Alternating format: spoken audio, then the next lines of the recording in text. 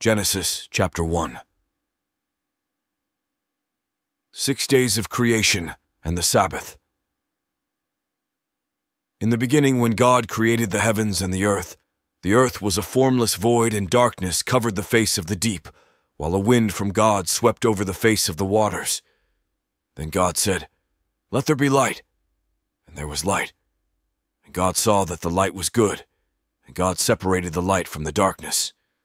God called the light day, and the darkness he called night. And there was evening, and there was morning, the first day. And God said, "Let there be a dome in the midst of the waters, and let it separate the waters from the waters." So God made the dome and separated the waters that were under the dome from the waters that were above the dome. And it was so. God called the dome sky. And there was evening, and there was morning, the second day. And God said, "Let the waters under the sky be gathered together into one place, and let the dry land appear." And it was so. God called the dry land earth, and the waters that were gathered together he called seas. And God saw that it was good. Then God said, "Let the earth put forth vegetation, plants yielding seed, and fruit trees of every kind on earth that bear fruit with the seed in it." And it was so. The earth brought forth vegetation, plants yielding seed of every kind, and trees of every kind bearing fruit with the seed in it. And God saw that it was good. And there was evening, and there was morning, the third day. And God said, "Let there be lights in the dome of the sky to separate the day from the night, and let them be for signs and for seasons and for days and years, and let them be lights in the dome of the sky to give light upon the earth." And it was so.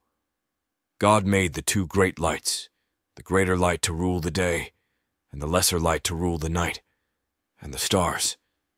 God set them in the dome of the sky to give light upon the earth, to rule over the day and over the night, and to separate the light from the darkness. And God saw that it was good. And there was evening, and there was morning, the fourth day. And God said, "Let the waters bring forth swarms of living creatures, and let birds fly above the earth across the dome of the sky."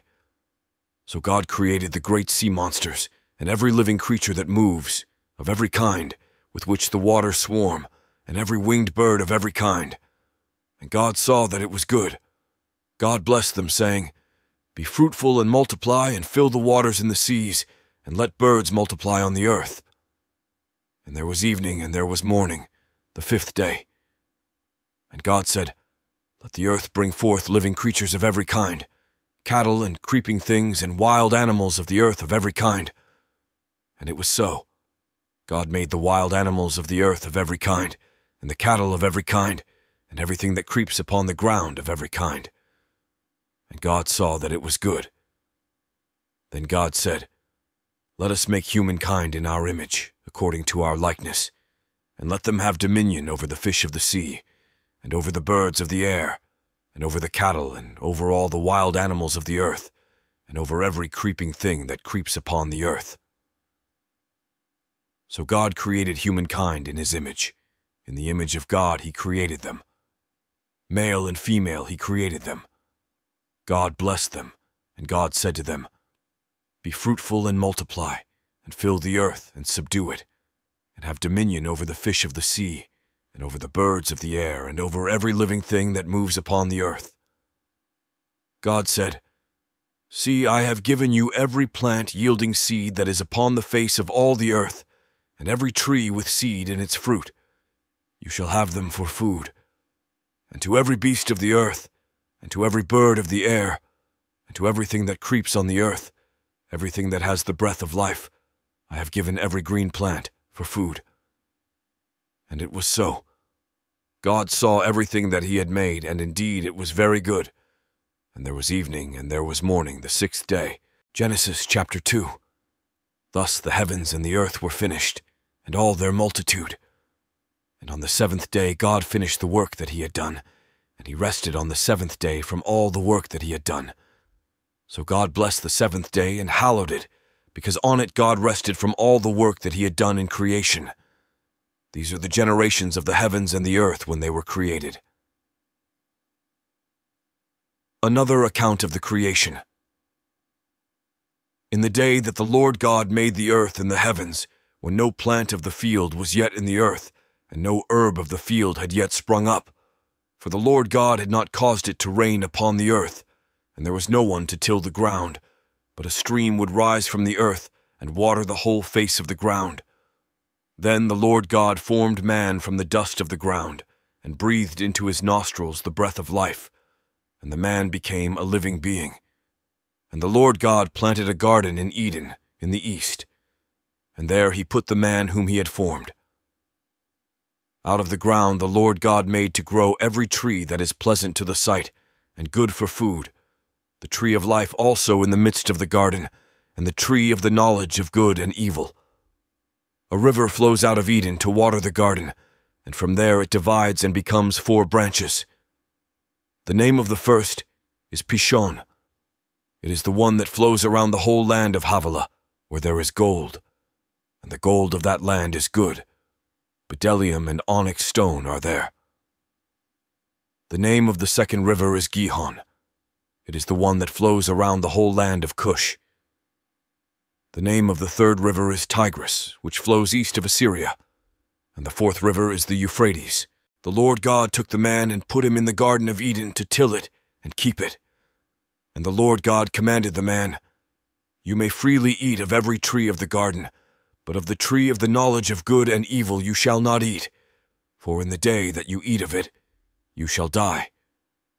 Then the Lord God said, "It is not good that the man should be alone. I will make him a helper as his partner." So out of the ground the Lord God formed every animal of the field and every bird of the air, and brought them to the man to see what he would call them. And whatever the man called every living creature, that was its name. The man gave names to all cattle, and to the birds of the air, and to every animal of the field. But for the man there was not found a helper as his partner. So the Lord God caused a deep sleep to fall upon the man, and he slept. Then he took one of his ribs and closed up its place with flesh. And the rib that the Lord God had taken from the man he made into a woman and brought her to the man. Then the man said, "This at last is bone of my bones and flesh of my flesh. This one shall be called woman, for out of man this one was taken." Therefore a man leaves his father and his mother and clings to his wife, and they become one flesh. And the man and his wife were both naked, and were not ashamed. Genesis chapter 3. The first sin and its punishment. Now the serpent was more crafty than any other wild animal that the Lord God had made. He said to the woman, "Did God say, 'You shall not eat from any tree in the garden'?" The woman said to the serpent, "We may eat of the fruit of the trees in the garden, but God said, 'You shall not eat of the fruit of the tree that is in the middle of the garden, nor shall you touch it, or you shall die.' But the serpent said to the woman, 'You will not die, for God knows that when you eat of it your eyes will be opened, and you will be like God, knowing good and evil.' So when the woman saw that the tree was good for food, and that it was a delight to the eyes, and that the tree was to be desired to make one wise, she took of its fruit and ate, and she also gave some to her husband, who was with her, and he ate. Then the eyes of both were opened, and they knew that they were naked, and they sewed fig leaves together, and made loincloths for themselves. They heard the sound of the Lord God walking in the garden at the time of the evening breeze, and the man and his wife hid themselves from the presence of the Lord God among the trees of the garden. But the Lord God called to the man and said to him, "Where are you?" He said, "I heard the sound of you in the garden, and I was afraid, because I was naked, and I hid myself."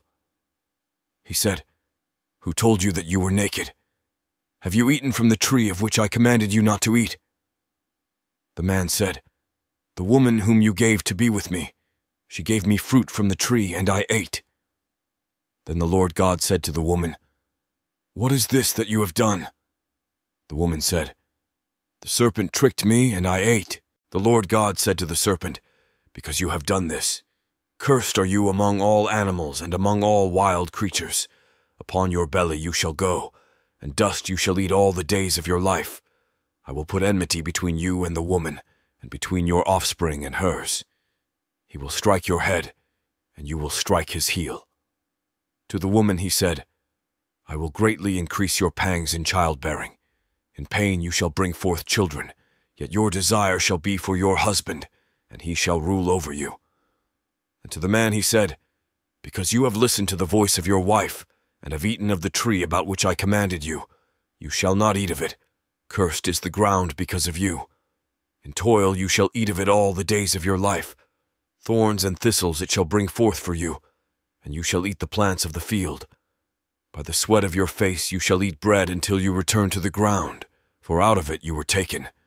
You are dust, and to dust you shall return. The man named his wife Eve, because she was the mother of all living.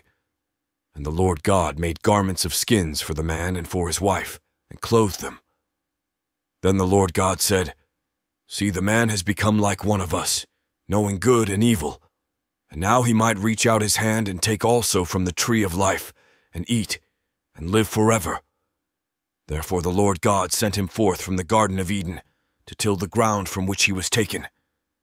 He drove out the man, and at the east of the Garden of Eden he placed the cherubim, and a sword flaming and turning to guard the way to the tree of life.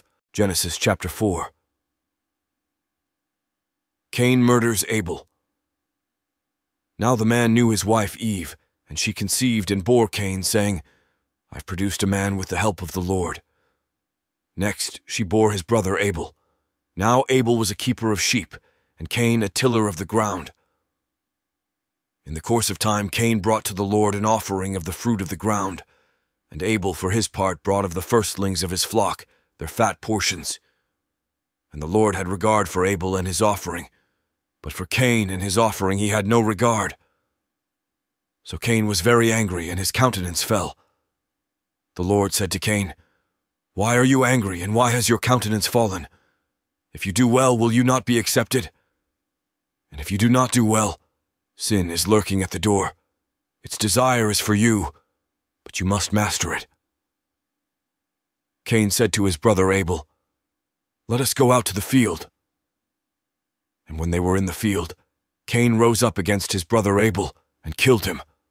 Then the Lord said to Cain, Where is your brother Abel? He said, I do not know. Am I my brother's keeper? And the Lord said, What have you done? Listen, your brother's blood is crying out to me from the ground. And now you are cursed from the ground, which has opened its mouth to receive your brother's blood from your hand. When you till the ground, it will no longer yield to you its strength. You will be a fugitive and a wanderer on the earth. Cain said to the Lord, My punishment is greater than I can bear. Today you have driven me away from the soil, and I shall be hidden from your face. I shall be a fugitive and a wanderer on the earth, and anyone who meets me may kill me. Then the Lord said to him, Not so. Whoever kills Cain will suffer a sevenfold vengeance. And the Lord put a mark on Cain, so that no one who came upon him would kill him. Then Cain went away from the presence of the Lord and settled in the land of Nod, east of Eden. Beginnings of civilization. Cain knew his wife, and she conceived and bore Enoch, and he built a city and named it Enoch after his son Enoch. To Enoch was born Irad, and Irad was the father of Mehujael, and Mehujael the father of Methusael, and Methusael the father of Lamech. Lamech took 2 wives. The name of the one was Ada, and the name of the other Zillah. Ada bore Jabal. He was the ancestor of those who live in tents and have livestock. His brother's name was Jubal. He was the ancestor of all those who play the lyre and pipe. Zillah bore Tubal-Cain, who made all kinds of bronze and iron tools. The sister of Tubal-Cain was Naamah. Lamech said to his wives, Ada and Zillah, hear my voice. You wives of Lamech, listen to what I say. I have killed a man for wounding me, a young man for striking me. If Cain is avenged 7-fold, truly Lamech 77-fold. Adam knew his wife again, and she bore a son and named him Seth, for she said, God has appointed for me another child instead of Abel, because Cain killed him. To Seth also a son was born, and he named him Enosh.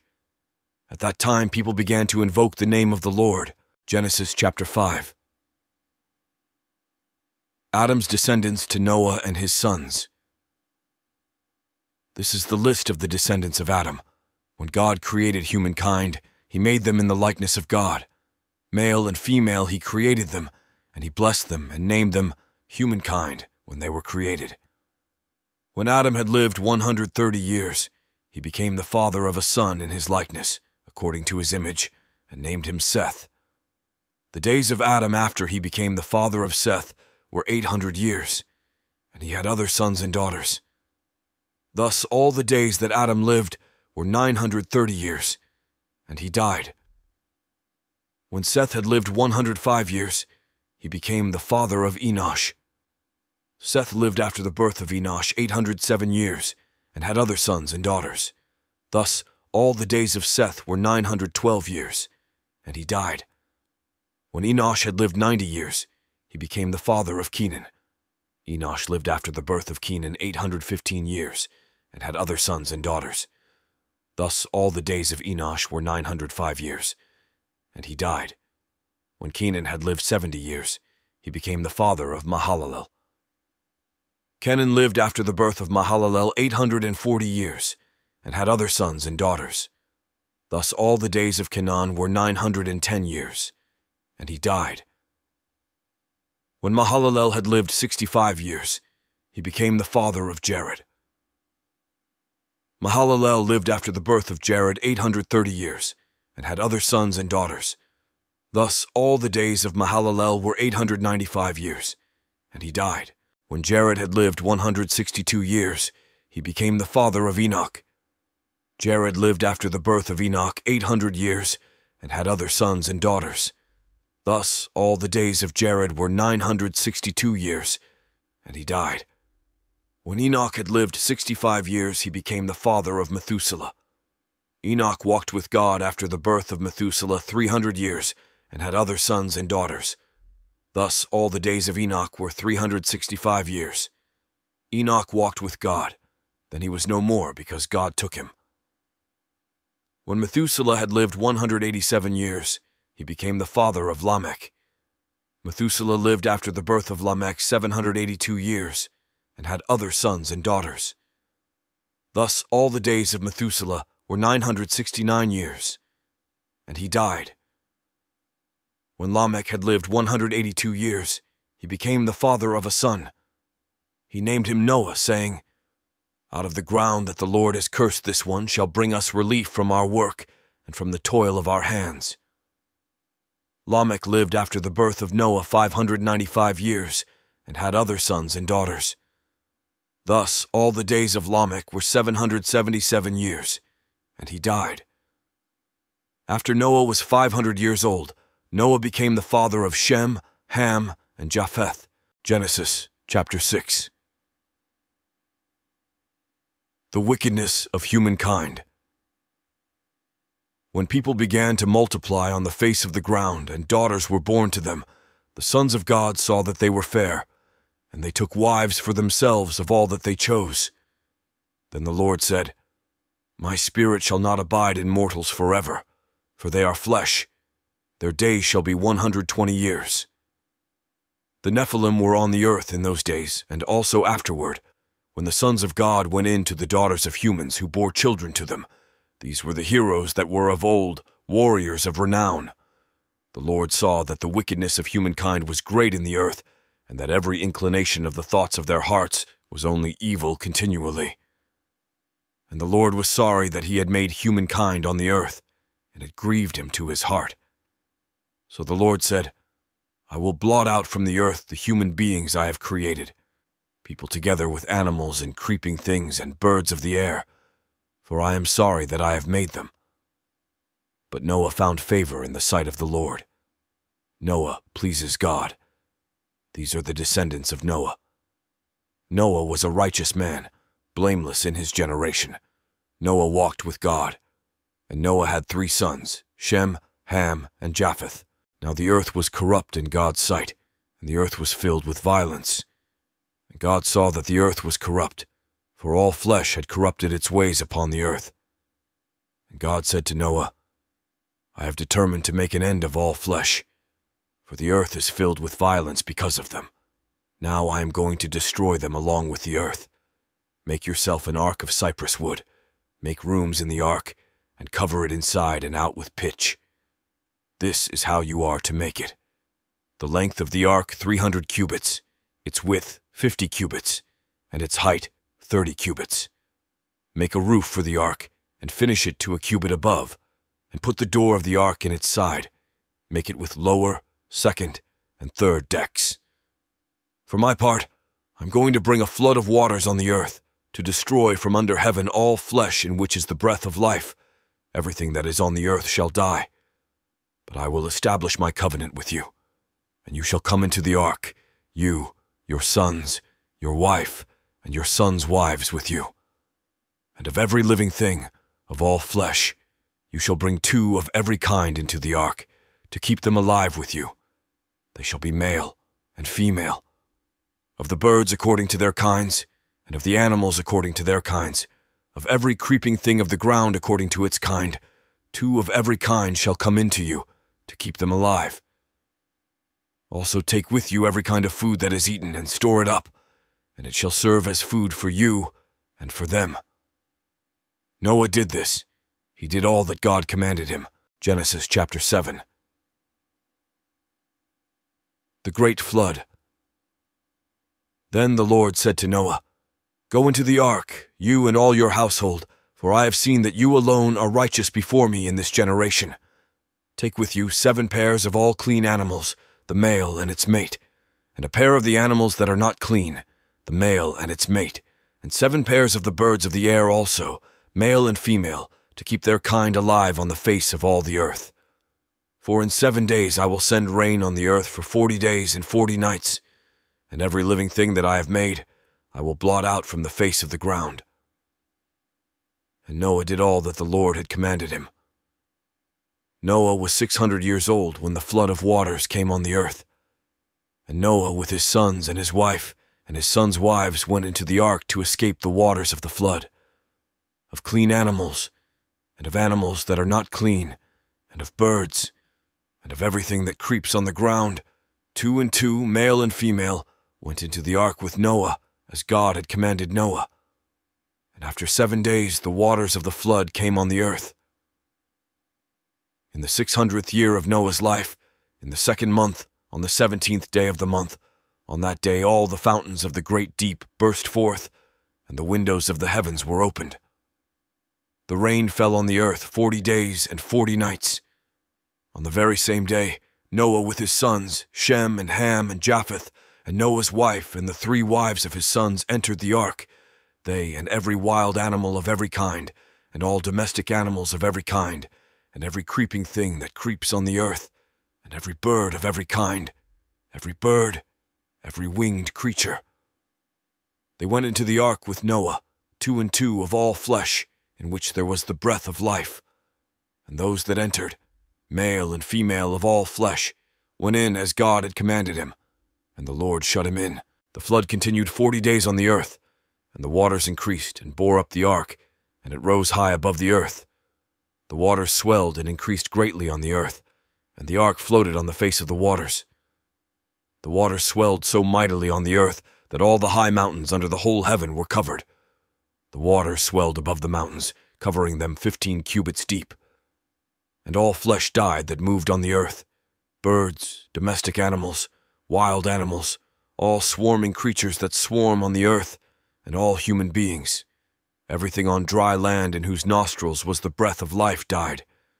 He blotted out every living thing that was on the face of the ground, human beings and animals and creeping things and birds of the air. They were blotted out from the earth.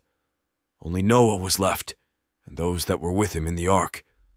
And the waters swelled on the earth for 150 days. Genesis chapter 8.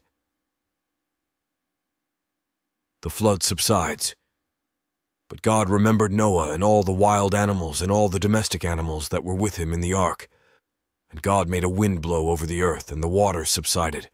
The fountains of the deep and the windows of the heavens were closed. The rain from the heavens was restrained, and the waters gradually receded from the earth. At the end of 150 days the waters had abated, and in the 7th month, on the 17th day of the month, the ark came to rest on the mountains of Ararat. The waters continued to abate until the 10th month. In the 10th month, on the first day of the month, the tops of the mountains appeared. At the end of 40 days, Noah opened the window of the ark that he had made and sent out the raven, and it went to and fro until the waters were dried up from the earth. Then he sent out the dove from him to see if the waters had subsided from the face of the ground. But the dove found no place to set its foot, and it returned to him to the ark, for the waters were still on the face of the whole earth. So he put out his hand and took it, and brought it into the ark with him. He waited another 7 days, and again he sent out the dove from the ark, and the dove came back to him in the evening, and there in its beak was a freshly plucked olive leaf. So Noah knew that the waters had subsided from the earth. Then he waited another 7 days and sent out the dove, and it did not return to him any more. In the 601st year, in the 1st month, on the 1st day of the month, the waters were dried up from the earth, and Noah removed the covering of the ark, and looked, and saw that the face of the ground was drying. In the 2nd month, on the 27th day of the month, the earth was dry. Then God said to Noah, "Go out of the ark, you and your wife, and your sons' wives with you. Bring out with you every living thing that is with you of all flesh, birds and animals and every creeping thing that creeps on the earth, so that they may abound on the earth, and be fruitful and multiply on the earth." So Noah went out with his sons and his wife and his sons' wives, and every animal, every creeping thing, and every bird, everything that moves on the earth, went out of the ark by families. God's promise to Noah. Then Noah built an altar to the Lord, and took of every clean animal and of every clean bird, and offered burnt offerings on the altar. And when the Lord smelled the pleasing odor, the Lord said in his heart, "I will never again curse the ground because of humankind, for the inclination of the human heart is evil from youth, nor will I ever again destroy every living creature as I have done. As long as the earth endures, seed time and harvest, cold and heat, summer and winter, day and night, shall not cease." Genesis chapter 9. The covenant with Noah. God blessed Noah and his sons, and said to them, "Be fruitful and multiply, and fill the earth. The fear and dread of you shall rest on every animal of the earth, and on every bird of the air, on everything that creeps on the ground, and on all the fish of the sea. Into your hand they are delivered. Every moving thing that lives shall be food for you, and just as I gave you the green plants, I give you everything. Only you shall not eat flesh with its life, that is, its blood. For your own lifeblood, I will surely require a reckoning. From every animal I will require it, and from human beings, each one for the blood of another, I will require a reckoning for human life. Whoever sheds the blood of a human, by a human shall that person's blood be shed. For in his own image God made humankind. And you, be fruitful and multiply, abound on the earth, and multiply in it." Then God said to Noah and to his sons with him, "As for me, I am establishing my covenant with you and your descendants after you, and with every living creature that is with you, the birds, the domestic animals, and every animal of the earth with you, as many as came out of the ark.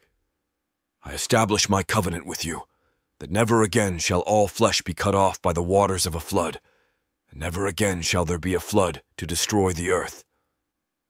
God said, "This is the sign of the covenant that I make between me and you and every living creature that is with you, for all future generations.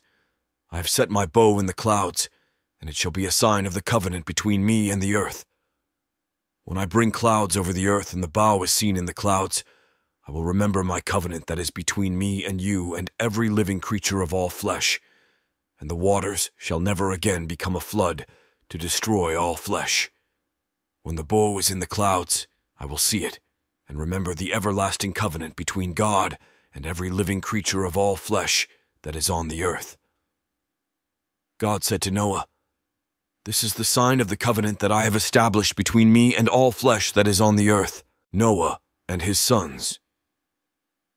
The sons of Noah who went out of the ark were Shem, Ham, and Japheth. Ham was the father of Canaan. These three were the sons of Noah, and from these the whole earth was peopled. Noah, a man of the soil, was the first to plant a vineyard. He drank some of the wine and became drunk, and he lay uncovered in his tent. And Ham, the father of Canaan, saw the nakedness of his father, and told his two brothers outside. Then Shem and Japheth took a garment, laid it on both their shoulders, and walked backward and covered the nakedness of their father. Their faces were turned away, and they did not see their father's nakedness. When Noah awoke from his wine and knew what his youngest son had done to him, he said, "Cursed be Canaan, lowest of slaves shall he be to his brothers." He also said, "Blessed by the Lord my God be Shem, and let Canaan be his slave. May God make space for Japheth, and let him live in the tents of Shem, and let Canaan be his slave." After the flood, Noah lived 350 years. All the days of Noah were 950 years, and he died. Genesis chapter 10. Nations descended from Noah. These are the descendants of Noah's sons, Shem, Ham, and Japheth. Children were born to them after the flood. The descendants of Japheth: Gomer, Magog, Madai, Javan, Tubal, Meshech, and Tiras. The descendants of Gomer: Ashkenaz, Riphath, and Togarmah.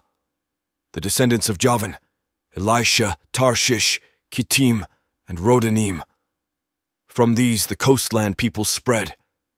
These are the descendants of Japheth in their lands, with their own language, by their families, in their nations. The descendants of Ham: Cush, Egypt, Put, and Canaan. The descendants of Cush: Seba, Havilah, Sabta, Rama, and Sabteka. The descendants of Rama: Sheba and Dedan. Cush became the father of Nimrod. He was the first on earth to become a mighty warrior. He was a mighty hunter before the Lord. Therefore it is said, like Nimrod, a mighty hunter before the Lord. The beginning of his kingdom was Babel, Erech, and Akkad, all of them in the land of Shinar.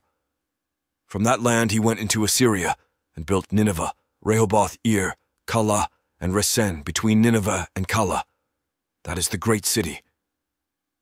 Egypt became the father of Ludum, Anamim, Lehabim, Naphtuhim, Pathrusim, Casluhim, and Caphtorim, from which the Philistines come. Canaan became the father of Sidon, his firstborn, and Heth, and the Jebusites, the Amorites, the Girgashites, the Hivites, the Archites, the Sinites, the Arvadites, the Zemarites, and the Hamathites.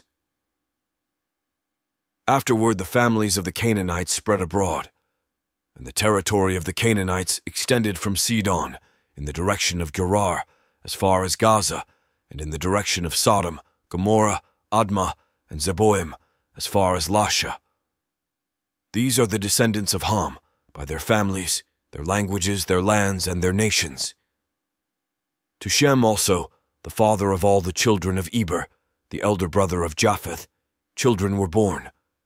The descendants of Shem: Elam, Asher, Arpachshad, Lud, and Aram. The descendants of Aram: Uz, Hul, Gether, and Mash. Arpachshad became the father of Shelah, and Shelah became the father of Eber. To Eber were born two sons. The name of the one was Peleg, for in his days the earth was divided, and his brother's name was Joktan. Joktan became the father of Almodad, Sheleph, Hazarmaveth, Jerah, Hadaram, Uzal, Diklah, Obal, Abimael, Sheba, Ophir, Havilah, and Jobab. All these were the descendants of Joktan. The territory in which they lived extended from Mesha in the direction of Sephar, the hill country of the east. These are the descendants of Shem, by their families, their languages, their lands, and their nations. These are the families of Noah's sons, according to their genealogies in their nations, and from these the nations spread abroad on the earth after the flood. Genesis chapter 11. The Tower of Babel. Now the whole earth had one language and the same words, and as they migrated from the east, they came upon a plain in the land of Shinar and settled there. And they said to one another, "Come, let us make bricks, and burn them thoroughly." And they had brick for stone, and bitumen for mortar. Then they said, "Come, let us build ourselves a city, and a tower with its top in the heavens, and let us make a name for ourselves. Otherwise we shall be scattered abroad upon the face of the whole earth." The Lord came down to see the city and the tower which mortals had built. And the Lord said, "Look, they are one people, and they have all one language, and this is only the beginning of what they will do. Nothing that they propose to do will now be impossible for them. Come, let us go down and confuse their language there, so that they will not understand one another's speech." So the Lord scattered them abroad from there over the face of all the earth, and they left off building the city. Therefore it was called Babel, because there the Lord confused the language of all the earth, and from there the Lord scattered them abroad over the face of all the earth. Descendants of Shem. These are the descendants of Shem.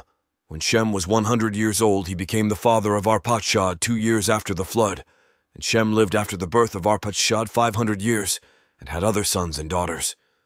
When Arpachshad had lived 35 years, he became the father of Shelah, and Arpachshad lived after the birth of Shelah 403 years, and had other sons and daughters. When Shelah had lived 30 years, he became the father of Eber, and Shelah lived after the birth of Eber 403 years, and had other sons and daughters. When Eber had lived 34 years, he became the father of Peleg, and Eber lived after the birth of Peleg 430 years, and had other sons and daughters. When Peleg had lived 30 years, he became the father of Reu, and Peleg lived after the birth of Reu 209 years, and had other sons and daughters. When Reu had lived 32 years, he became the father of Serug, and Reu lived after the birth of Serug 207 years, and had other sons and daughters. When Serug had lived 30 years, he became the father of Nahor, and Serug lived after the birth of Nahor 200 years, and had other sons and daughters. When Nahor had lived 29 years, he became the father of Terah, and Nahor lived after the birth of Terah 119 years, and had other sons and daughters. When Terah had lived 70 years, he became the father of Abram, Nahor, and Haran. Descendants of Terah. Now these are the descendants of Terah. Terah was the father of Abram, Nahor, and Haran was the father of Lot. Haran died before his father Terah in the land of his birth, in Ur of the Chaldeans. Abram and Nahor took wives. The name of Abram's wife was Sarai, and the name of Nahor's wife was Milcah. She was the daughter of Haran, the father of Milcah and Iscah. Now Sarai was barren. She had no child. Terah took his son Abram and his grandson Lot son of Haran, and his daughter-in-law Sarai, his son Abram's wife, and they went out together from Ur of the Chaldeans to go into the land of Canaan. But when they came to Haran, they settled there. The days of Terah were 205 years, and Terah died in Haran. Genesis chapter 12. The call of Abram. Now the Lord said to Abram, "Go from your country and your kindred and your father's house to the land that I will show you. I will make of you a great nation, and I will bless you and make your name great, so that you will be a blessing. I will bless those who bless you, and the one who curses you I will curse. And in you all the families of the earth shall be blessed." So Abram went as the Lord had told him, and Lot went with him. Abram was 75 years old when he departed from Haran.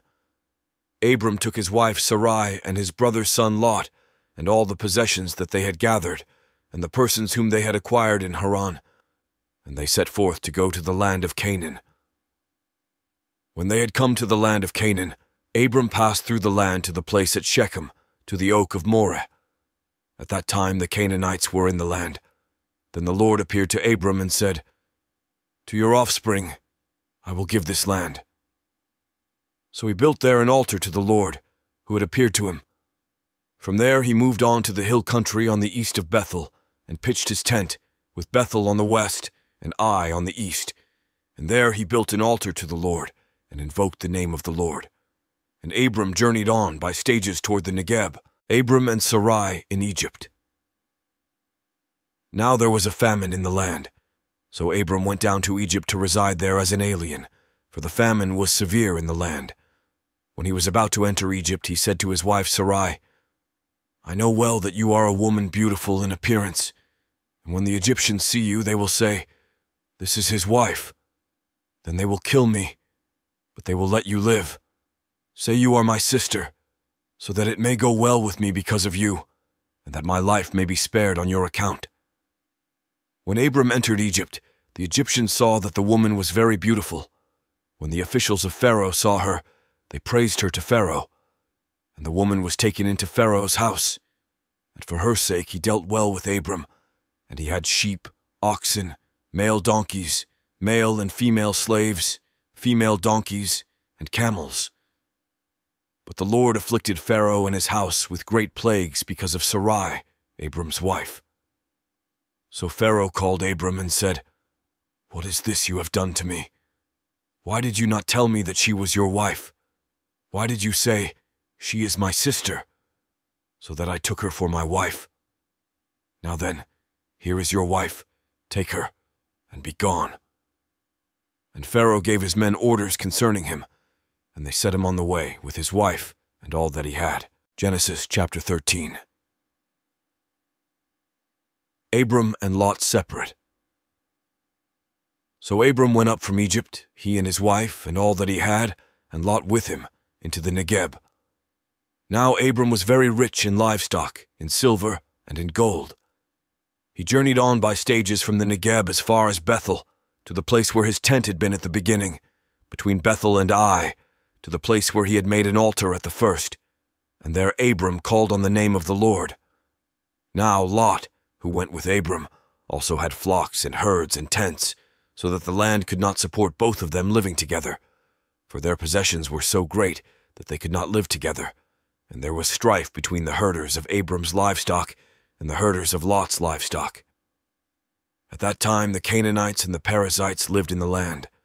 Then Abram said to Lot, "Let there be no strife between you and me, and between your herders and my herders, for we are kindred. Is not the whole land before you? Separate yourself from me. If you take the left hand, then I will go to the right, or if you take the right hand, then I will go to the left." Lot looked about him, and saw that the plain of the Jordan was well watered everywhere, like the garden of the Lord, like the land of Egypt, in the direction of Zoar. This was before the Lord had destroyed Sodom and Gomorrah. So Lot chose for himself all the plain of the Jordan, and Lot journeyed eastward. Thus they separated from each other. Abram settled in the land of Canaan, while Lot settled among the cities of the plain, and moved his tent as far as Sodom. Now the people of Sodom were wicked, great sinners against the Lord. The Lord said to Abram, after Lot had separated from him, "Raise your eyes now and look from the place where you are, northward and southward and eastward and westward. For all the land that you see I will give to you and to your offspring forever. I will make your offspring like the dust of the earth, so that if one can count the dust of the earth, your offspring also can be counted. Rise up, walk through the length and the breadth of the land, for I will give it to you." So Abram moved his tent, and came and settled by the oaks of Mamre, which are at Hebron. And there he built an altar to the Lord. Genesis chapter 14. Lot's captivity and rescue. In the days of King Amraphel of Shinar, King Arioch of Elasar, King Chedorlaomer of Elam, and King Tidal of Goyim, these kings made war with King Bera of Sodom, King Birsha of Gomorrah, King Shinab of Admah, King Shemeber of Zeboim, and the king of Bela, that is, Zoar. All these joined forces in the valley of Siddim, that is, the Dead Sea. 12 years they had served Chedorlaomer, but in the 13th year they rebelled.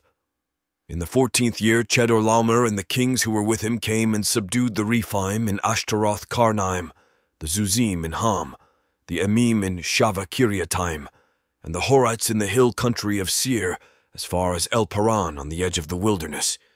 Then they turned back and came to En Mishpat, that is, Kadesh, and subdued all the country of the Amalekites, and also the Amorites who lived in Hazazon Tamar.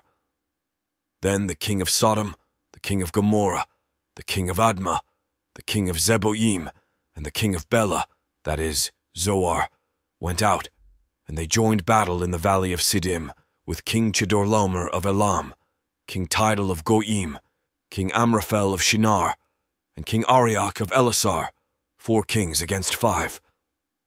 Now the valley of Siddim was full of bitumen pits, and as the kings of Sodom and Gomorrah fled, some fell into them, and the rest fled to the hill country. So the enemy took all the goods of Sodom and Gomorrah, and all their provisions, and went their way. They also took Lot, the son of Abram's brother, who lived in Sodom, and his goods, and departed. Then one who had escaped came and told Abram the Hebrew, who was living by the oaks of Mamre the Amorite, brother of Eshcol and of Aner. These were allies of Abram. When Abram heard that his nephew had been taken captive, he led forth his trained men, born in his house, 318 of them, and went in pursuit as far as Dan. He divided his forces against them by night, he and his servants, and routed them and pursued them to Hobah, north of Damascus. Then he brought back all the goods, and also brought back his nephew Lot with his goods, and the women and the people. Abram blessed by Melchizedek. After his return from the defeat of Chedorlaomer and the kings who were with him, the king of Sodom went out to meet him at the valley of Shaveh, that is, the king's valley. And King Melchizedek of Salem brought out bread and wine. He was priest of God Most High. He blessed him and said, "Blessed be Abram by God Most High, maker of heaven and earth, and blessed be God Most High, who has delivered your enemies into your hand." And Abram gave him 1/10 of everything. Then the king of Sodom said to Abram, "Give me the persons, but take the goods for yourself." But Abram said to the king of Sodom, "I have sworn to the Lord, God Most High, maker of heaven and earth, that I would not take a thread or a sandal thong or anything that is yours, so that you might not say, 'I have made Abram rich.'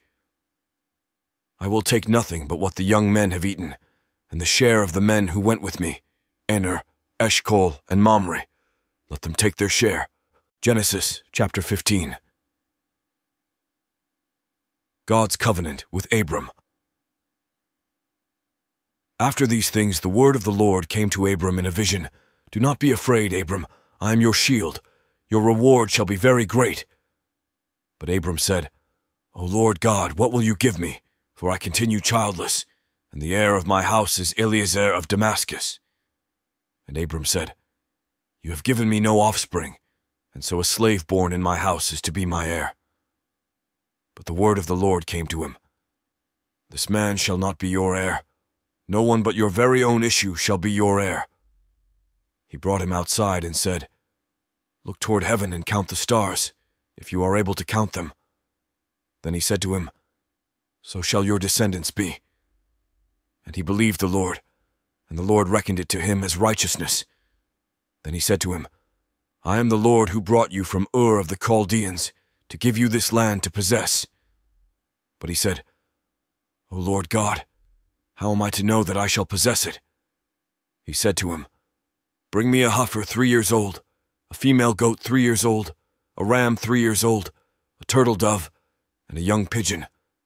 He brought him all these and cut them in 2, laying each half over against the other. But he did not cut the birds in 2. And when birds of prey came down on the carcasses, Abram drove them away. As the sun was going down, a deep sleep fell upon Abram, and a deep and terrifying darkness descended upon him.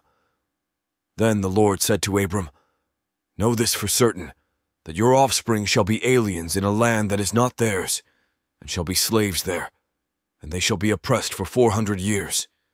But I will bring judgment on the nation that they serve, and afterward they shall come out with great possessions. As for yourself, you shall go to your ancestors in peace. You shall be buried in a good old age, and they shall come back here in the 4th generation, for the iniquity of the Amorites is not yet complete." When the sun had gone down and it was dark, a smoking firepot and a flaming torch passed between these pieces. On that day the Lord made a covenant with Abram, saying, "To your descendants I give this land, from the river of Egypt to the great river, the river Euphrates, the land of the Kenites, the Kenizzites, the Cadmonites, the Hittites, the Perizzites, the Rephaim, the Amorites, the Canaanites, the Girgashites, and the Jebusites. Genesis chapter 16.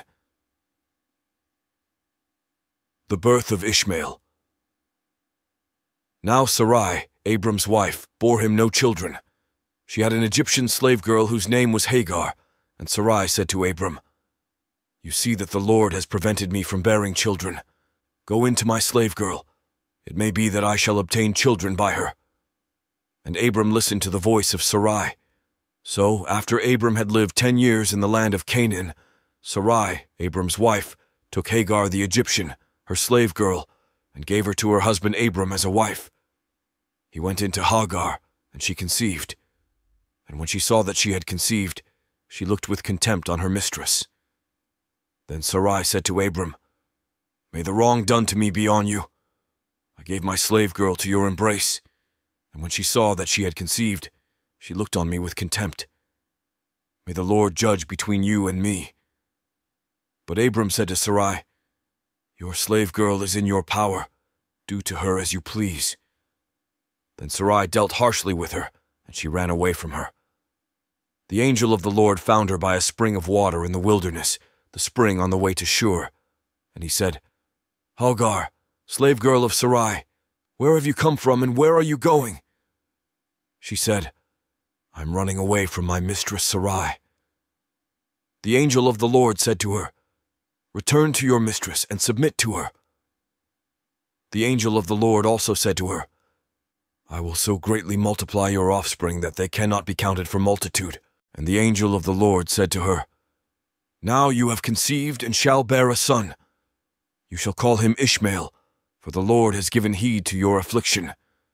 He shall be a wild ass of a man, with his hand against everyone, and everyone's hand against him, and he shall live at odds with all his kin." So she named the Lord who spoke to her, "You are El Roi." For she said, "Have I really seen God and remained alive after seeing him?" Therefore the well was called Bir Lahai Roi. It lies between Kadesh and Bered. Hagar bore Abram a son, and Abram named his son, whom Hagar bore, Ishmael. Abram was 86 years old when Hagar bore him Ishmael. Genesis chapter 17. The sign of the covenant. When Abram was 99 years old, the Lord appeared to Abram and said to him, "I am God Almighty. Walk before me and be blameless, and I will make my covenant between me and you, and will make you exceedingly numerous." Then Abram fell on his face, and God said to him, "As for me, this is my covenant with you. You shall be the ancestor of a multitude of nations. No longer shall your name be Abram, but your name shall be Abraham. For I have made you the ancestor of a multitude of nations. I will make you exceedingly fruitful, and I will make nations of you, and kings shall come from you. I will establish my covenant between me and you, and your offspring after you throughout their generations, for an everlasting covenant, to be God to you, and to your offspring after you. And I will give to you, and to your offspring after you, the land where you are now an alien, all the land of Canaan, for a perpetual holding, and I will be their God." God said to Abraham, "As for you, you shall keep my covenant, you and your offspring after you throughout their generations. This is my covenant, which you shall keep between me and you and your offspring after you. Every male among you shall be circumcised.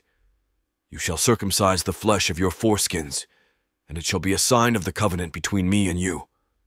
Throughout your generations, every male among you shall be circumcised when he is 8 days old, including the slave born in your house, and the one bought with your money from any foreigner who is not of your offspring. Both the slave born in your house and the one bought with your money must be circumcised. So shall my covenant be in your flesh, an everlasting covenant. Any uncircumcised male who is not circumcised in the flesh of his foreskin shall be cut off from his people. He has broken my covenant." God said to Abraham, "As for Sarai, your wife, you shall not call her Sarai, but Sarah shall be her name. I will bless her, and moreover, I will give you a son by her. I will bless her, and she shall give rise to nations. Kings of peoples shall come from her." Then Abraham fell on his face and laughed, and said to himself, Can a child be born to a man who is 100 years old? Can Sarah, who is 90 years old, bear a child?" And Abraham said to God, "Oh, that Ishmael might live in your sight." God said, "No, but your wife Sarah shall bear you a son, and you shall name him Isaac. I will establish my covenant with him as an everlasting covenant for his offspring after him. As for Ishmael, I have heard you. I will bless him and make him fruitful and exceedingly numerous. He shall be the father of 12 princes, and I will make him a great nation. But my covenant I will establish with Isaac, whom Sarah shall bear to you at this season next year." And when he had finished talking with him, God went up from Abraham. Then Abraham took his son Ishmael and all the slaves born in his house, or bought with his money, every male among the men of Abraham's house, and he circumcised the flesh of their foreskins that very day, as God had said to him. Abraham was 99 years old when he was circumcised in the flesh of his foreskin, and his son Ishmael was 13 years old when he was circumcised in the flesh of his foreskin. That very day Abraham and his son Ishmael were circumcised, and all the men of his house, slaves born in the house, and those bought with money from a foreigner, were circumcised with him. Genesis chapter 18. A son promised to Abraham and Sarah. The Lord appeared to Abraham by the oaks of Mamre as he sat at the entrance of his tent in the heat of the day. He looked up and saw 3 men standing near him. When he saw them, he ran from the tent entrance to meet them and bowed down to the ground. He said, "My Lord, if I find favor with you, do not pass by your servant. Let a little water be brought, and wash your feet, and rest yourselves under the tree. Let me bring a little bread, that you may refresh yourselves, and after that you may pass on, since you have come to your servant." So they said, "Do as you have said." And Abraham hastened into the tent to Sarah and said, "Make ready quickly 3 measures of choice flour, knead it, and make cakes." Abraham ran to the herd and took a calf, tender and good, and gave it to the servant, who hastened to prepare it. Then he took curds and milk and the calf that he had prepared and set it before them, and he stood by them under the tree while they ate. They said to him, "Where is your wife Sarah?" And he said, "There in the tent." Then one said, "I will surely return to you in due season, and your wife Sarah shall have a son." And Sarah was listening at the tent entrance behind him. Now Abraham and Sarah were old, advanced in age. It had ceased to be with Sarah after the manner of women. So Sarah laughed to herself, saying, "After I have grown old, and my husband is old, shall I have pleasure?" The Lord said to Abraham, "Why did Sarah laugh and say, 'Shall I indeed bear a child now that I am old?' Is anything too wonderful for the Lord? At the set time I will return to you in due season, and Sarah shall have a son." But Sarah denied, saying, "I did not laugh," for she was afraid. He said, "Oh yes, you did laugh." Judgment pronounced on Sodom. Then the men set out from there, and they looked toward Sodom, and Abraham went with them to set them on their way. The Lord said, "Shall I hide from Abraham what I am about to do, seeing that Abraham shall become a great and mighty nation, and all the nations of the earth shall be blessed in him? No, for I have chosen him, that he may charge his children and his household after him, to keep the way of the Lord by doing righteousness and justice, so that the Lord may bring about for Abraham what he has promised him." Then the Lord said, "How great is the outcry against Sodom and Gomorrah, and how very grave their sin! I must go down and see whether they have done altogether according to the outcry that has come to me, and if not, I will know." So the men turned from there and went toward Sodom, while Abraham remained standing before the Lord. Then Abraham came near and said, "Will you indeed sweep away the righteous with the wicked? Suppose there are 50 righteous within the city. Will you then sweep away the place and not forgive it for the 50 righteous who are in it? Far be it from you to do such a thing, to slay the righteous with the wicked, so that the righteous fare as the wicked. Far be that from you. Shall not the judge of all the earth do what is just?" And the Lord said, "If I find at Sodom 50 righteous in the city, I will forgive the whole place for their sake." Abraham answered, Let me take it upon myself to speak to the Lord, I who am but dust and ashes. Suppose 5 of the 50 righteous are lacking. Will you destroy the whole city for lack of 5? And he said, I will not destroy it if I find 45 there. Again he spoke to him. Suppose 40 are found there. He answered, For the sake of 40 I will not do it. Then he said, Oh, do not let the Lord be angry if I speak. Suppose 30 are found there. He answered, I will not do it if I find 30 there. He said, Let me take it upon myself to speak to the Lord. Suppose 20 are found there. He answered, For the sake of 20 I will not destroy it. Then he said, Oh, do not let the Lord be angry if I speak just once more. Suppose 10 are found there. He answered, For the sake of 10 I will not destroy it. And the Lord went his way when he had finished speaking to Abraham, and Abraham returned to his place. Genesis chapter 19. The depravity of Sodom. The 2 angels came to Sodom in the evening, and Lot was sitting in the gateway of Sodom. When Lot saw them, he rose to meet them, and bowed down with his face to the ground. He said, Please, my lords, turn aside to your servant's house and spend the night, and wash your feet. Then you can rise early and go on your way. They said, No, we will spend the night in the square. But he urged them strongly. So they turned aside to him and entered his house.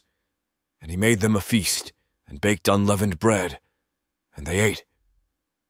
But before they lay down, the men of the city, the men of Sodom, both young and old, all the people to the last man, surrounded the house. And they called to Lot, Where are the men who came to you tonight? Bring them out to us so that we may know them. Lot went out of the door to the men, shut the door after him, and said, I beg you, my brothers, do not act so wickedly. Look, I have 2 daughters who have not known a man. Let me bring them out to you, and do to them as you please. Only do nothing to these men, for they have come under the shelter of my roof. But they replied, Stand back. And they said, This fellow came here as an alien, and he would play the judge. Now we will deal worse with you than with them. Then they pressed hard against the man Lot, and came near the door to break it down. But the men inside reached out their hands and brought Lot into the house with them, and shut the door. And they struck with blindness the men who were at the door of the house, both small and great, so that they were unable to find the door. Sodom and Gomorrah destroyed. Then the men said to Lot, Have you anyone else here? Sons-in-law, sons, daughters, or anyone you have in the city, bring them out of the place. For we are about to destroy this place because the outcry against its people has become great before the Lord, and the Lord has sent us to destroy it. So Lot went out and said to his sons-in-law, who were to marry his daughters, Up, get out of this place, for the Lord is about to destroy the city. But he seemed to his sons-in-law to be jesting. When morning dawned, the angels urged Lot, saying, Get up, take your wife and your 2 daughters who are here, or else you will be consumed in the punishment of the city. But he lingered. So the men seized him and his wife and his 2 daughters by the hand, the Lord being merciful to him, and they brought him out and left him outside the city. When they had brought them outside, they said, Flee for your life. Do not look back or stop anywhere in the plain. Flee to the hills, or else you will be consumed. And Lot said to them, Oh no, my lords, your servant has found favor with you, and you have shown me great kindness in saving my life. But I cannot flee to the hills, for fear the disaster will overtake me and I die. Look, that city is near enough to flee to, and it is a little one. Let me escape there. Is it not a little one? And my life will be saved. He said to him, Very well, I grant you this favor too, and will not overthrow the city of which you have spoken. Hurry, escape there, for I can do nothing until you arrive there. Therefore the city was called Zoar. The sun had risen on the earth when Lot came to Zoar. Then the Lord rained on Sodom and Gomorrah sulfur and fire from the Lord out of heaven, and he overthrew those cities, and all the plain, and all the inhabitants of the cities, and what grew on the ground. But Lot's wife behind him looked back, and she became a pillar of salt. Abraham went early in the morning to the place where he had stood before the Lord, and he looked down toward Sodom and Gomorrah, and toward all the land of the plain, and saw the smoke of the land going up like the smoke of a furnace. So it was that, when God destroyed the cities of the plain, God remembered Abraham, and sent Lot out of the midst of the overthrow, when he overthrew the cities in which Lot had settled, the shameful origin of Moab and Ammon. Now Lot went up out of Zoar and settled in the hills with his 2 daughters, for he was afraid to stay in Zoar. So he lived in a cave with his 2 daughters. And the firstborn said to the younger, "Our father is old, and there is not a man on earth to come into us after the manner of all the world. Come, let us make our father drink wine, and we will lie with him, so that we may preserve offspring through our father." So they made their father drink wine that night, and the firstborn went in and lay with her father. He did not know when she lay down or when she rose. On the next day the firstborn said to the younger, "Look, I lay last night with my father. Let us make him drink wine tonight also. Then you go in and lie with him, so that we may preserve offspring through our father." So they made their father drink wine that night also, and the younger rose and lay with him. And he did not know when she lay down or when she rose. Thus both the daughters of Lot became pregnant by their father. The firstborn bore a son and named him Moab. He is the ancestor of the Moabites to this day. The younger also bore a son and named him Ben-Ami. He is the ancestor of the Ammonites to this day. Genesis chapter 20. Abraham and Sarah at Gerar. From there Abraham journeyed toward the region of the Negeb and settled between Kadesh and Shur. While residing in Gerar as an alien, Abraham said of his wife Sarah, "She is my sister." And King Abimelech of Gerar sent and took Sarah. But God came to Abimelech in a dream by night and said to him, "You are about to die because of the woman whom you have taken, for she is a married woman." Now Abimelech had not approached her, so he said, "Lord, will you destroy an innocent people? Did he not himself say to me, 'She is my sister'? And she herself said, 'He is my brother.' I did this in the integrity of my heart and the innocence of my hands." Then God said to him in the dream, "Yes, I know that you did this in the integrity of your heart. Furthermore, it was I who kept you from sinning against me. Therefore I did not let you touch her. Now then, return the man's wife, for he is a prophet, and he will pray for you, and you shall live. But if you do not restore her, know that you shall surely die, you and all that are yours." So Abimelech rose early in the morning and called all his servants and told them all these things, and the men were very much afraid. Then Abimelech called Abraham and said to him, "What have you done to us? How have I sinned against you, that you have brought such great guilt on me and my kingdom? You have done things to me that ought not to be done."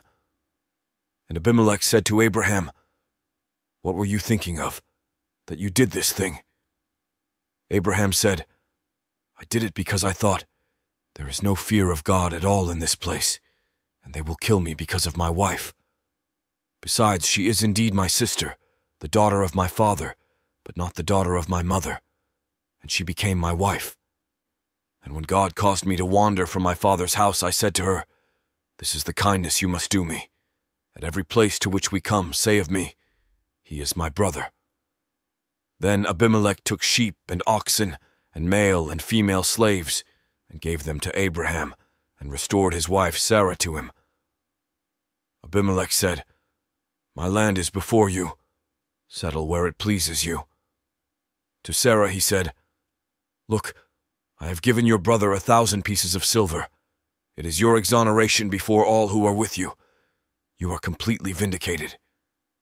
Then Abraham prayed to God, and God healed Abimelech, and also healed his wife and female slaves, so that they bore children. For the Lord had closed fast all the wombs of the house of Abimelech because of Sarah, Abraham's wife. Genesis chapter 21. The birth of Isaac. The Lord dealt with Sarah as he had said, and the Lord did for Sarah as he had promised. Sarah conceived and bore Abraham a son in his old age, at the time of which God had spoken to him. Abraham gave the name Isaac to his son, whom Sarah bore him, and Abraham circumcised his son Isaac when he was 8 days old, as God had commanded him.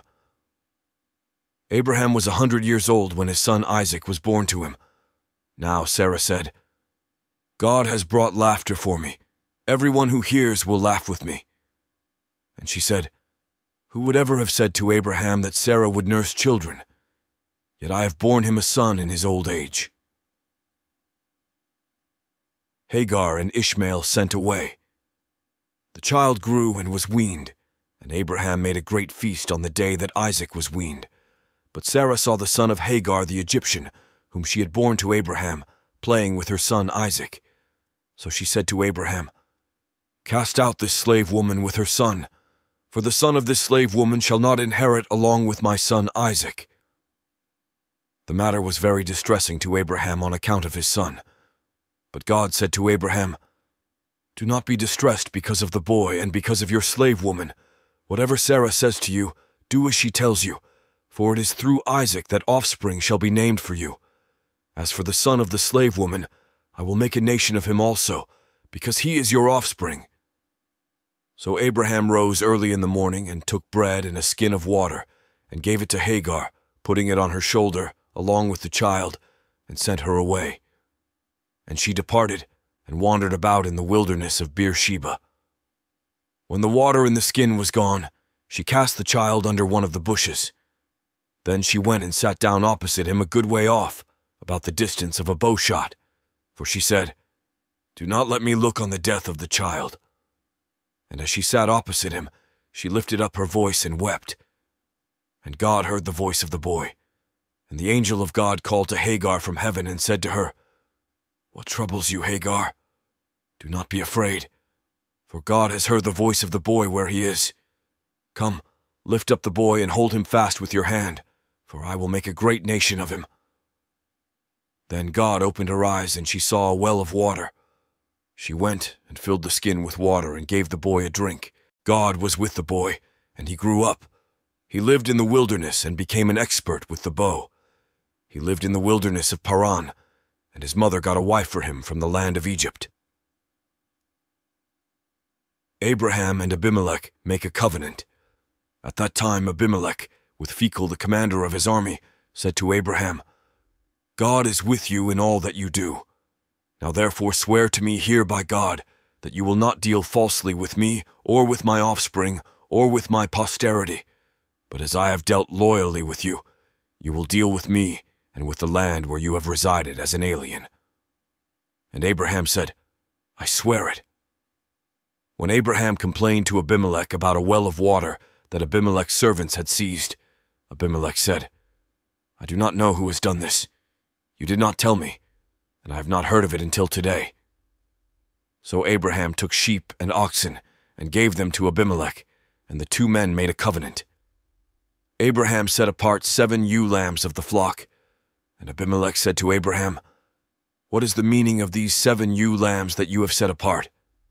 He said, "These 7 ewe lambs you shall accept from my hand, in order that you may be a witness for me that I dug this well."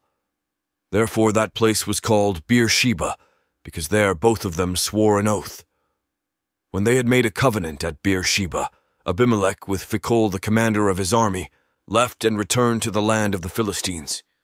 Abraham planted a tamarisk tree in Beersheba, and called there on the name of the Lord, the everlasting God.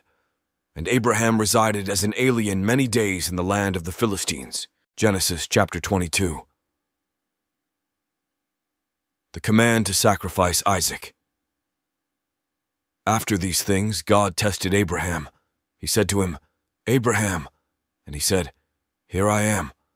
He said, "Take your son, your only son Isaac, whom you love, and go to the land of Moriah, and offer him there as a burnt offering on one of the mountains that I shall show you." So Abraham rose early in the morning, saddled his donkey, and took 2 of his young men with him, and his son Isaac. He cut the wood for the burnt offering, and set out and went to the place in the distance that God had shown him. On the 3rd day Abraham looked up and saw the place far away. Then Abraham said to his young men, "Stay here with the donkey. The boy and I will go over there. We will worship, and then we will come back to you." Abraham took the wood of the burnt offering and laid it on his son Isaac, and he himself carried the fire and the knife. So the two of them walked on together. Isaac said to his father Abraham, "Father." And he said, "Here I am, my son." He said, "The fire and the wood are here, but where is the lamb for a burnt offering?" Abraham said, "God himself will provide the lamb for a burnt offering, my son." So the two of them walked on together. When they came to the place that God had shown him, Abraham built an altar there and laid the wood in order. He bound his son Isaac and laid him on the altar, on top of the wood. Then Abraham reached out his hand and took the knife to kill his son. But the angel of the Lord called to him from heaven and said, "Abraham, Abraham." And he said, "Here I am." He said, "Do not lay your hand on the boy or do anything to him. For now I know that you fear God, since you have not withheld your son, your only son, from me." And Abraham looked up and saw a ram caught in a thicket by its horns. Abraham went and took the ram and offered it up as a burnt offering instead of his son. So Abraham called that place, "The Lord will provide," as it is said to this day, "On the mount of the Lord it shall be provided." The angel of the Lord called to Abraham a second time from heaven and said, "By myself I have sworn, says the Lord, because you have done this, and have not withheld your son, your only son, I will indeed bless you, and I will make your offspring as numerous as the stars of heaven, and as the sand that is on the seashore. And your offspring shall possess the gate of their enemies, and by your offspring shall all the nations of the earth gain blessing for themselves, because you have obeyed my voice."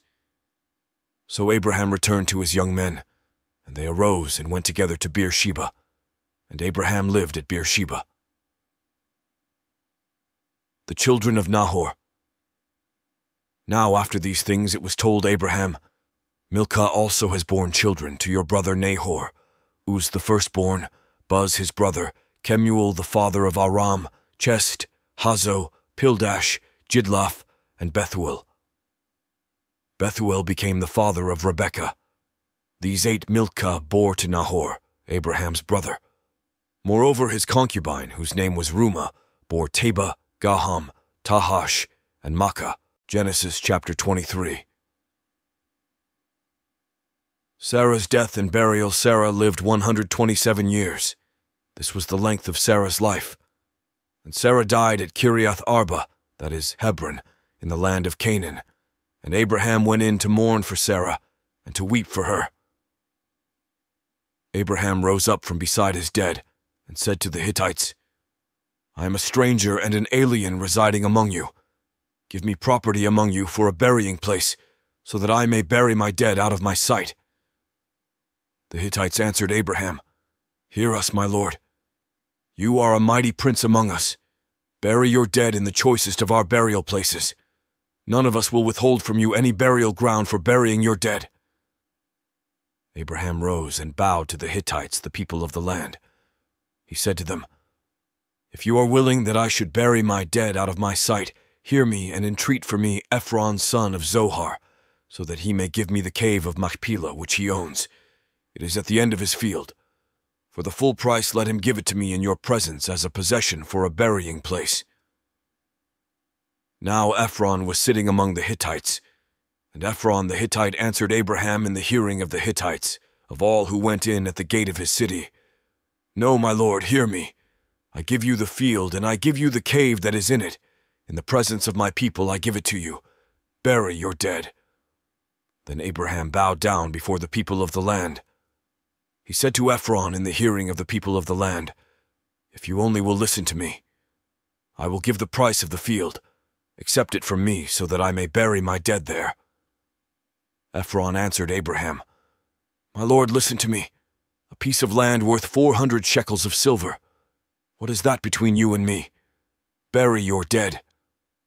Abraham agreed with Ephron, and Abraham weighed out for Ephron the silver that he had named in the hearing of the Hittites, 400 shekels of silver, according to the weights current among the merchants. So the field of Ephron in Machpelah which was to the east of Mamre, the field with the cave that was in it, and all the trees that were in the field throughout its whole area, passed to Abraham as a possession in the presence of the Hittites, in the presence of all who went in at the gate of his city.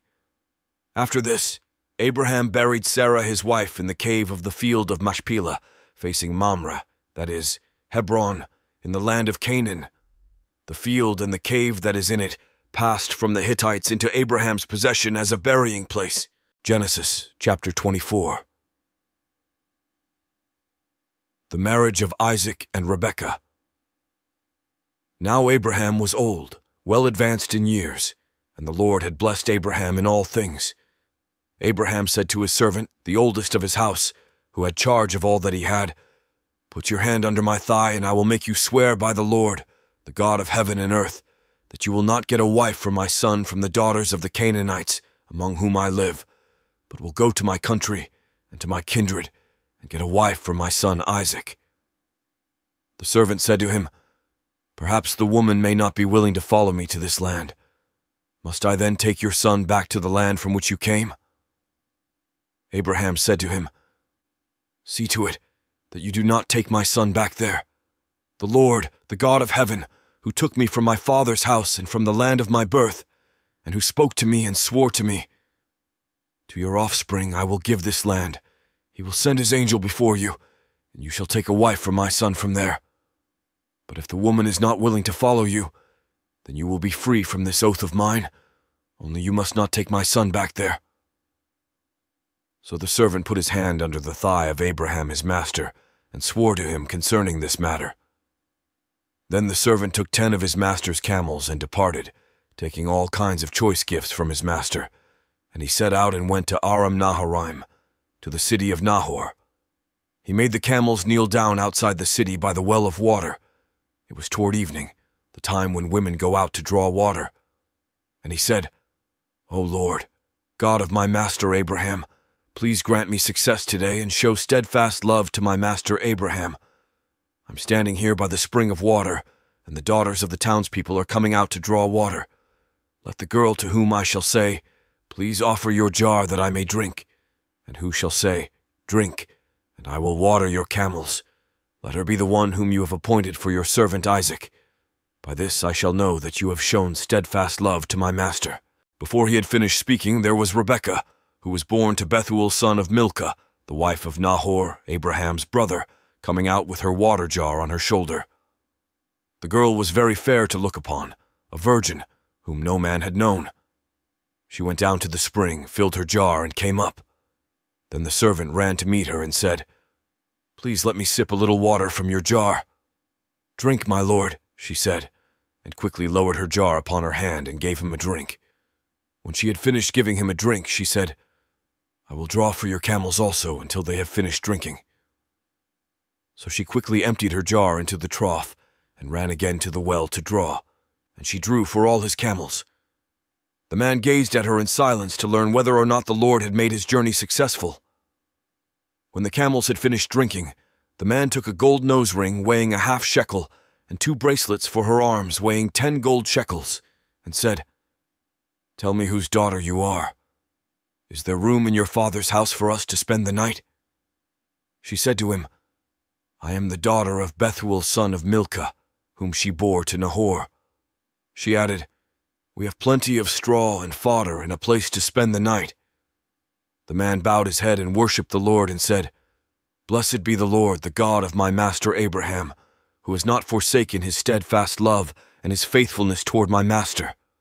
As for me, the Lord has led me on the way to the house of my master's kin." Then the girl ran and told her mother's household about these things. Rebekah had a brother whose name was Laban, and Laban ran out to the man to the spring. As soon as he had seen the nose ring and the bracelets on his sister's arms, and when he heard the words of his sister Rebekah, "Thus the man spoke to me," he went to the man, and there he was, standing by the camels at the spring. He said, "Come in, O blessed of the Lord. Why do you stand outside when I have prepared the house and a place for the camels?" So the man came into the house, and Laban unloaded the camels, and gave him straw and fodder for the camels, and water to wash his feet and the feet of the men who were with him. Then food was set before him to eat. But he said, "I will not eat until I have told my errand." He said, "Speak on." So he said, "I am Abraham's servant. The Lord has greatly blessed my master, and he has become wealthy. He has given him flocks and herds, silver and gold, male and female slaves, camels and donkeys. And Sarah, my master's wife, bore a son to my master when she was old, and he has given him all that he has. My master made me swear, saying, 'You shall not take a wife for my son from the daughters of the Canaanites, in whose land I live, but you shall go to my father's house, to my kindred, and get a wife for my son.' I said to my master, 'Perhaps the woman will not follow me.' But he said to me, 'The Lord before whom I walk will send his angel with you and make your way successful. You shall get a wife for my son from my kindred, from my father's house.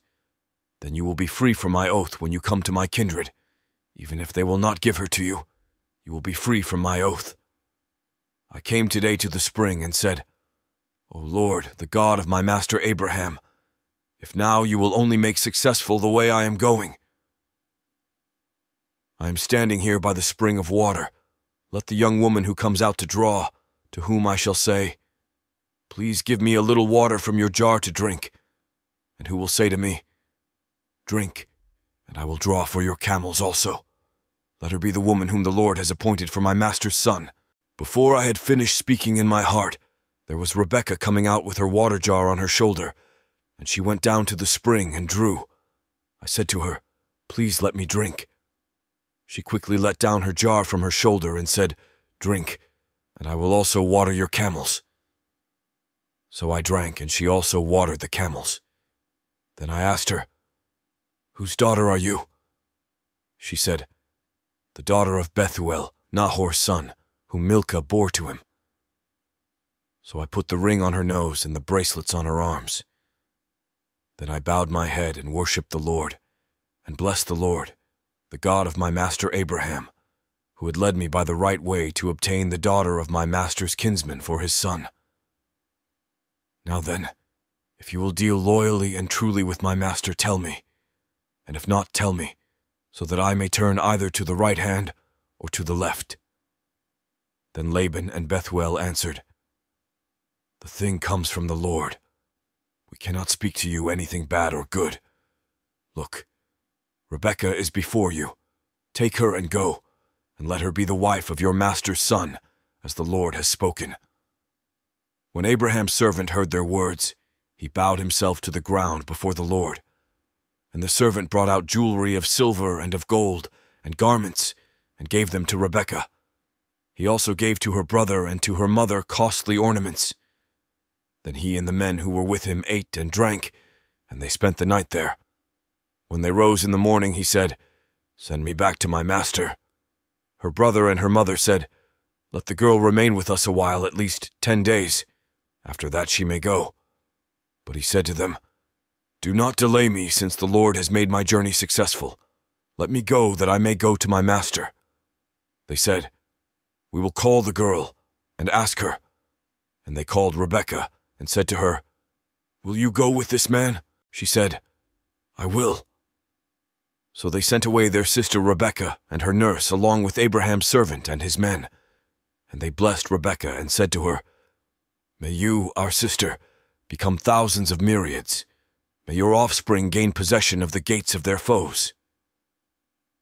Then Rebekah and her maids rose up, mounted the camels, and followed the man. Thus the servant took Rebekah and went his way. Now Isaac had come from Beer Lahai Roi and was settled in the Negeb. Isaac went out in the evening to walk in the field, and looking up he saw camels coming. And Rebekah looked up, and when she saw Isaac, she slipped quickly from the camel and said to the servant, "Who is the man over there walking in the field to meet us?" The servant said, "It is my master." So she took her veil and covered herself. And the servant told Isaac all the things that he had done. Then Isaac brought her into his mother Sarah's tent. He took Rebekah, and she became his wife, and he loved her. So Isaac was comforted after his mother's death.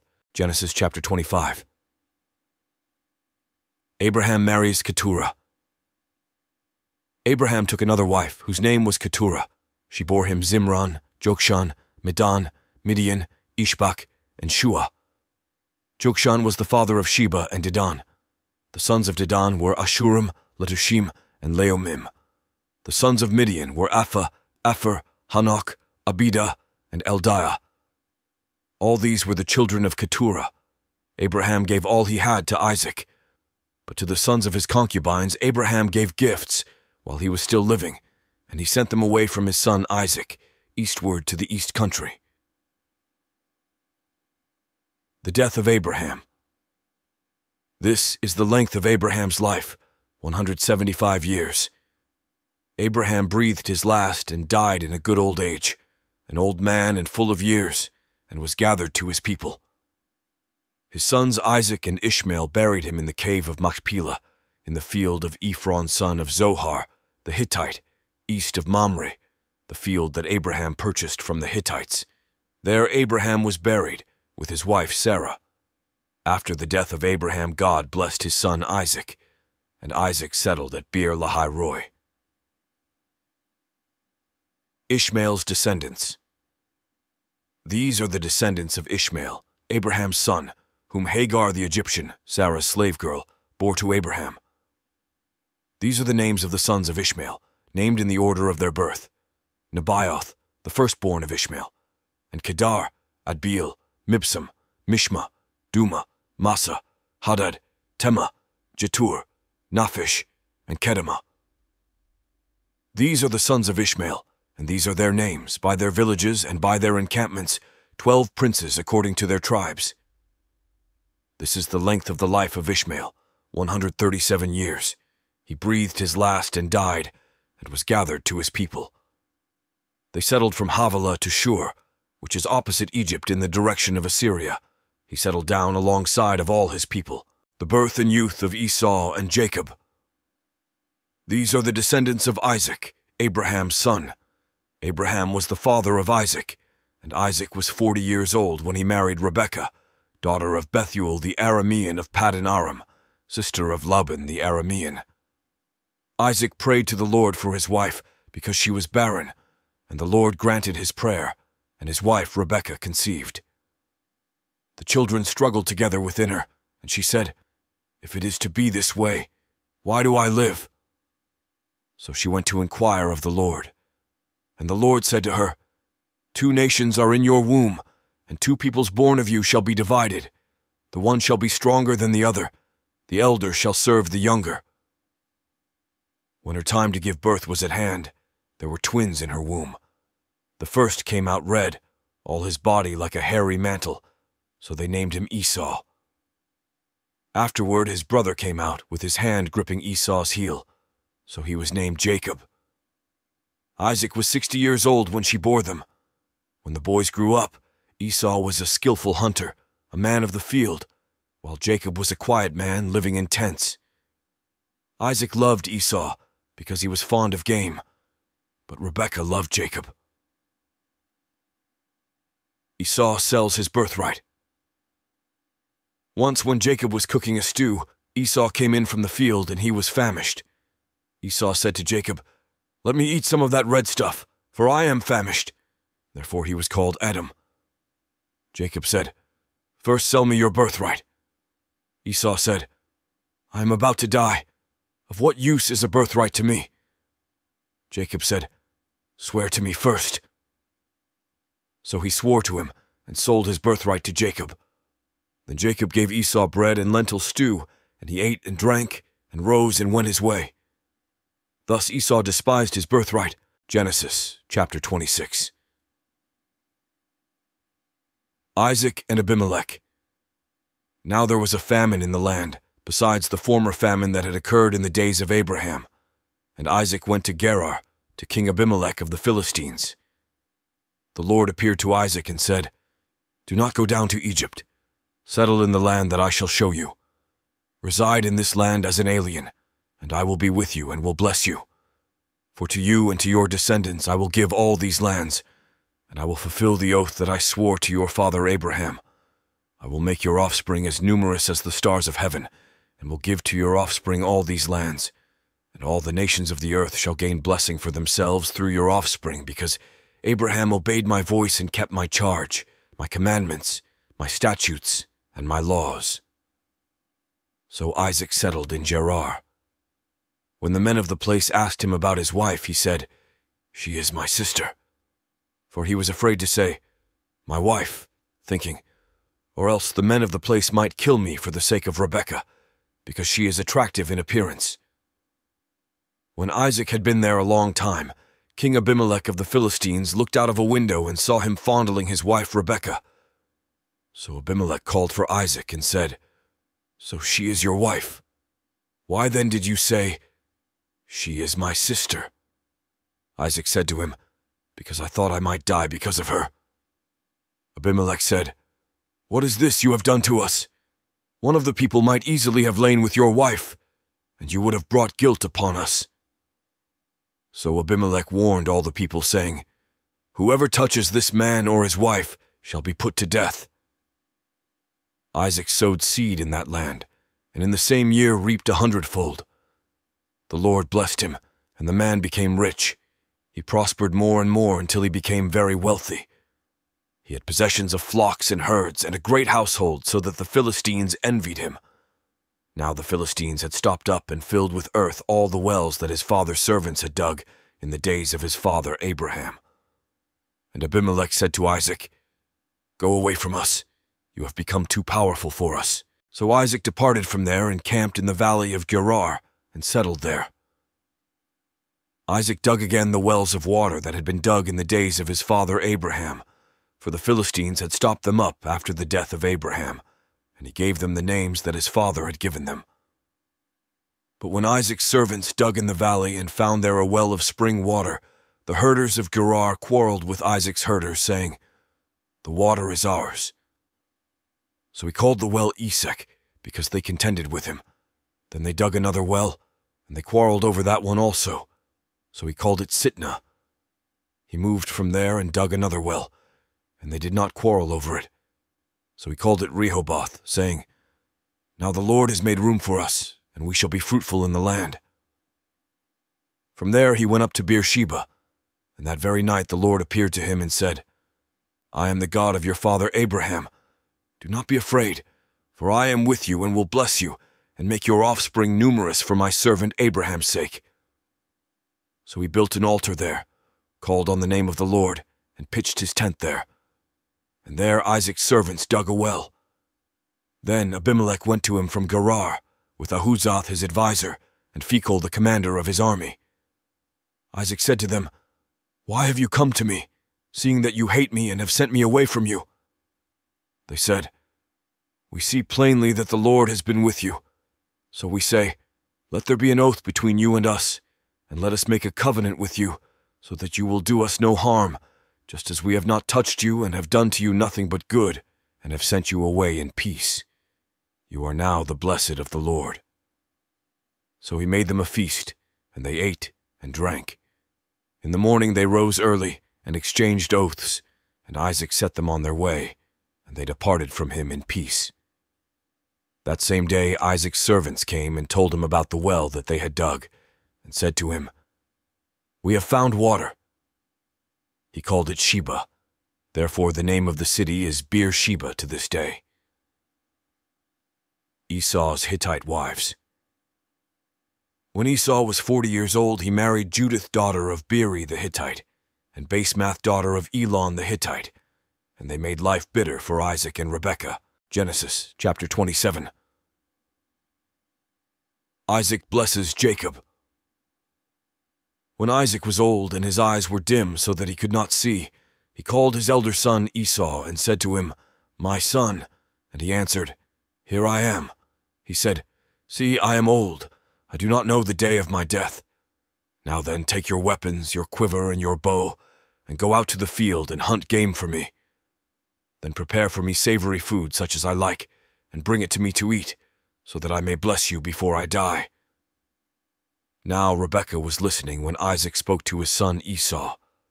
So when Esau went to the field to hunt for game and bring it, Rebekah said to her son Jacob, "I heard your father say to your brother Esau, 'Bring me game, and and prepare for me savory food to eat, that I may bless you before the Lord before I die. Now therefore, my son, obey my word as I command you. Go to the flock and get me 2 choice kids, so that I may prepare from them savory food for your father, such as he likes, and you shall take it to your father to eat, so that he may bless you before he dies."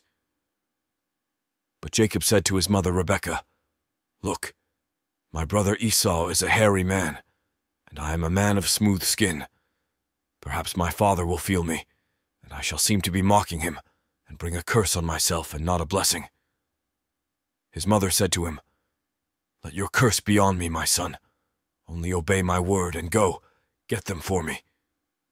So he went and got them and brought them to his mother, and his mother prepared savory food, such as his father loved. Then Rebekah took the best garments of her elder son Esau, which were with her in the house, and put them on her younger son Jacob, and she put the skins of the kids on his hands and on the smooth part of his neck. Then she handed the savory food and the bread that she had prepared to her son Jacob.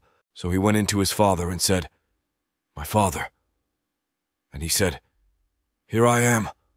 Who are you, my son?" Jacob said to his father, "I am Esau, your firstborn. I have done as you told me. Now sit up and eat of my game so that you may bless me." But Isaac said to his son, "How is it that you have found it so quickly, my son?" He answered, "Because the Lord your God granted me success." Then Isaac said to Jacob, "Come near that I may feel you, my son, to know whether you are really my son Esau or not." So Jacob went up to his father Isaac, who felt him and said, "The voice is Jacob's voice, but the hands are the hands of Esau." He did not recognize him because his hands were hairy like his brother Esau's hands, so he blessed him. He said, "Are you really my son Esau?" He answered, "I am." Then he said, "Bring it to me, that I may eat of my son's game and bless you." So he brought it to him, and he ate, and he brought him wine, and he drank. Then his father Isaac said to him, "Come near and kiss me, my son." So he came near and kissed him, and he smelled the smell of his garments and blessed him, and said, "Ah, the smell of my son is like the smell of a field that the Lord has blessed. May God give you of the dew of heaven, and of the fatness of the earth, and plenty of grain and wine. Let people serve you, and nations bow down to you. Be lord over your brothers, and may your mother's sons bow down to you. Cursed be everyone who curses you, and blessed be everyone who blesses you." Esau's lost blessing.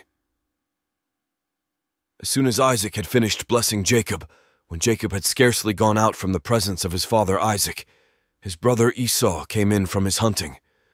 He also prepared savory food and brought it to his father.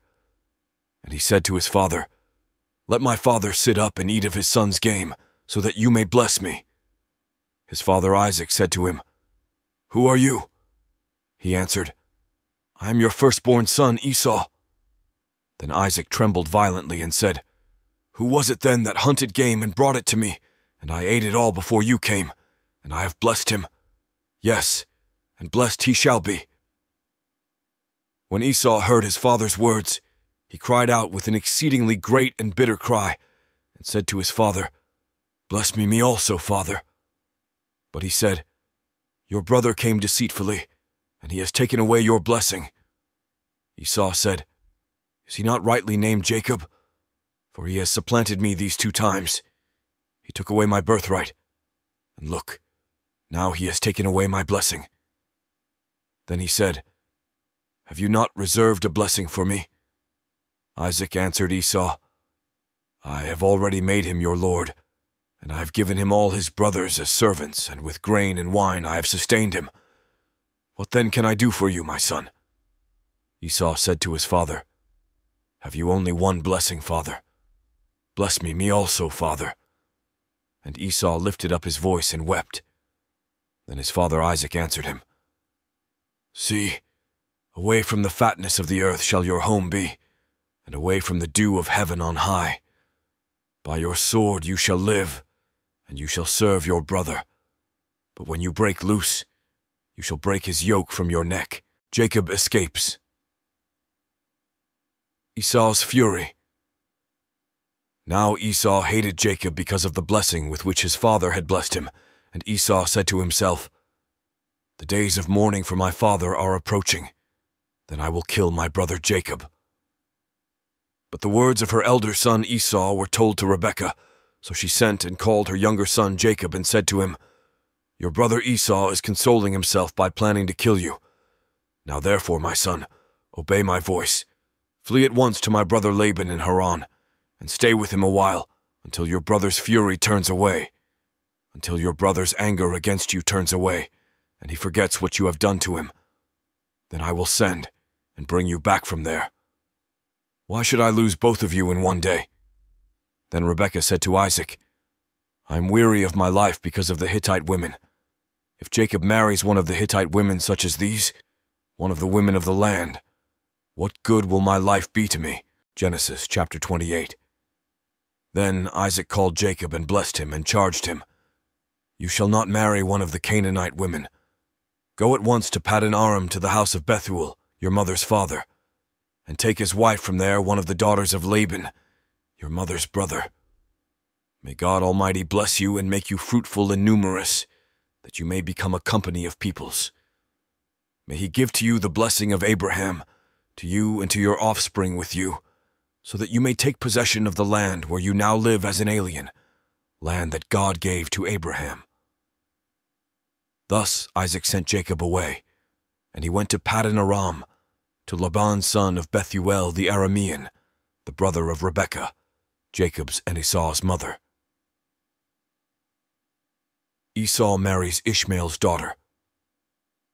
Now Esau saw that Isaac had blessed Jacob and sent him away to Paddan Aram to take a wife from there, and that as he blessed him he charged him, "You shall not marry one of the Canaanite women," and that Jacob had obeyed his father and his mother and gone to Paddan Aram. So when Esau saw that the Canaanite women did not please his father Isaac, Esau went to Ishmael and took Mahalath, daughter of Abraham's son Ishmael, and sister of Nebaioth, to be his wife in addition to the wives he had.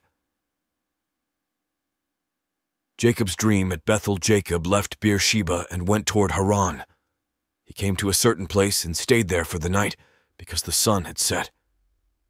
Taking one of the stones of the place, he put it under his head and lay down in that place. And he dreamed that there was a ladder set up on the earth, the top of it reaching to heaven, and the angels of God were ascending and descending on it. And the Lord stood beside him and said, "I am the Lord, the God of Abraham your father, and the God of Isaac. The land on which you lie I will give to you and to your offspring, and your offspring shall be like the dust of the earth, and you shall spread abroad to the west, and to the east, and to the north, and to the south, and all the families of the earth shall be blessed in you, and in your offspring.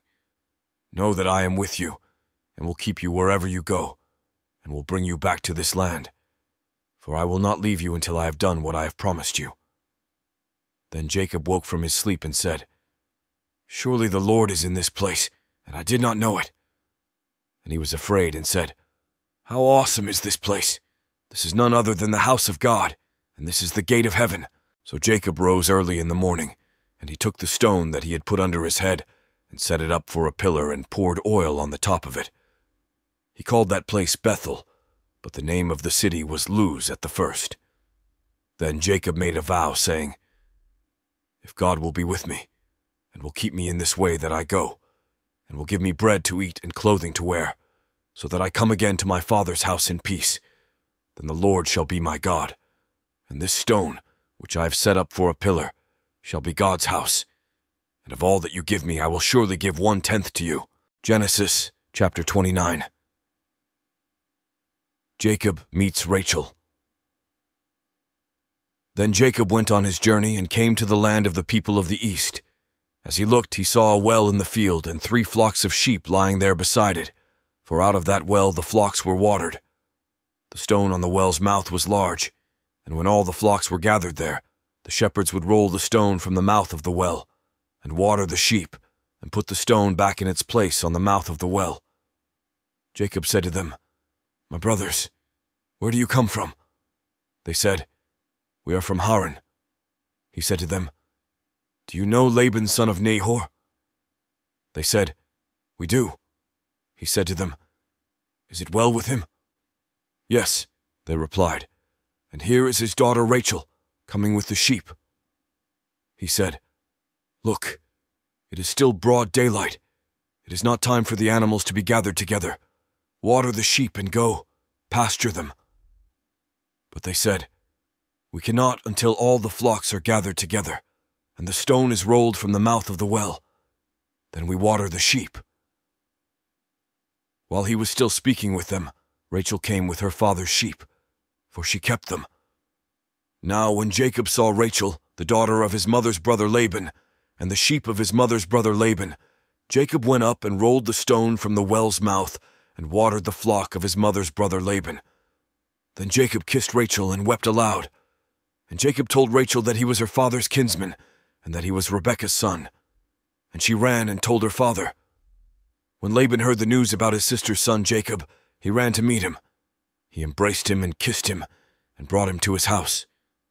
Jacob told Laban all these things, and Laban said to him, "Surely you are my bone and my flesh."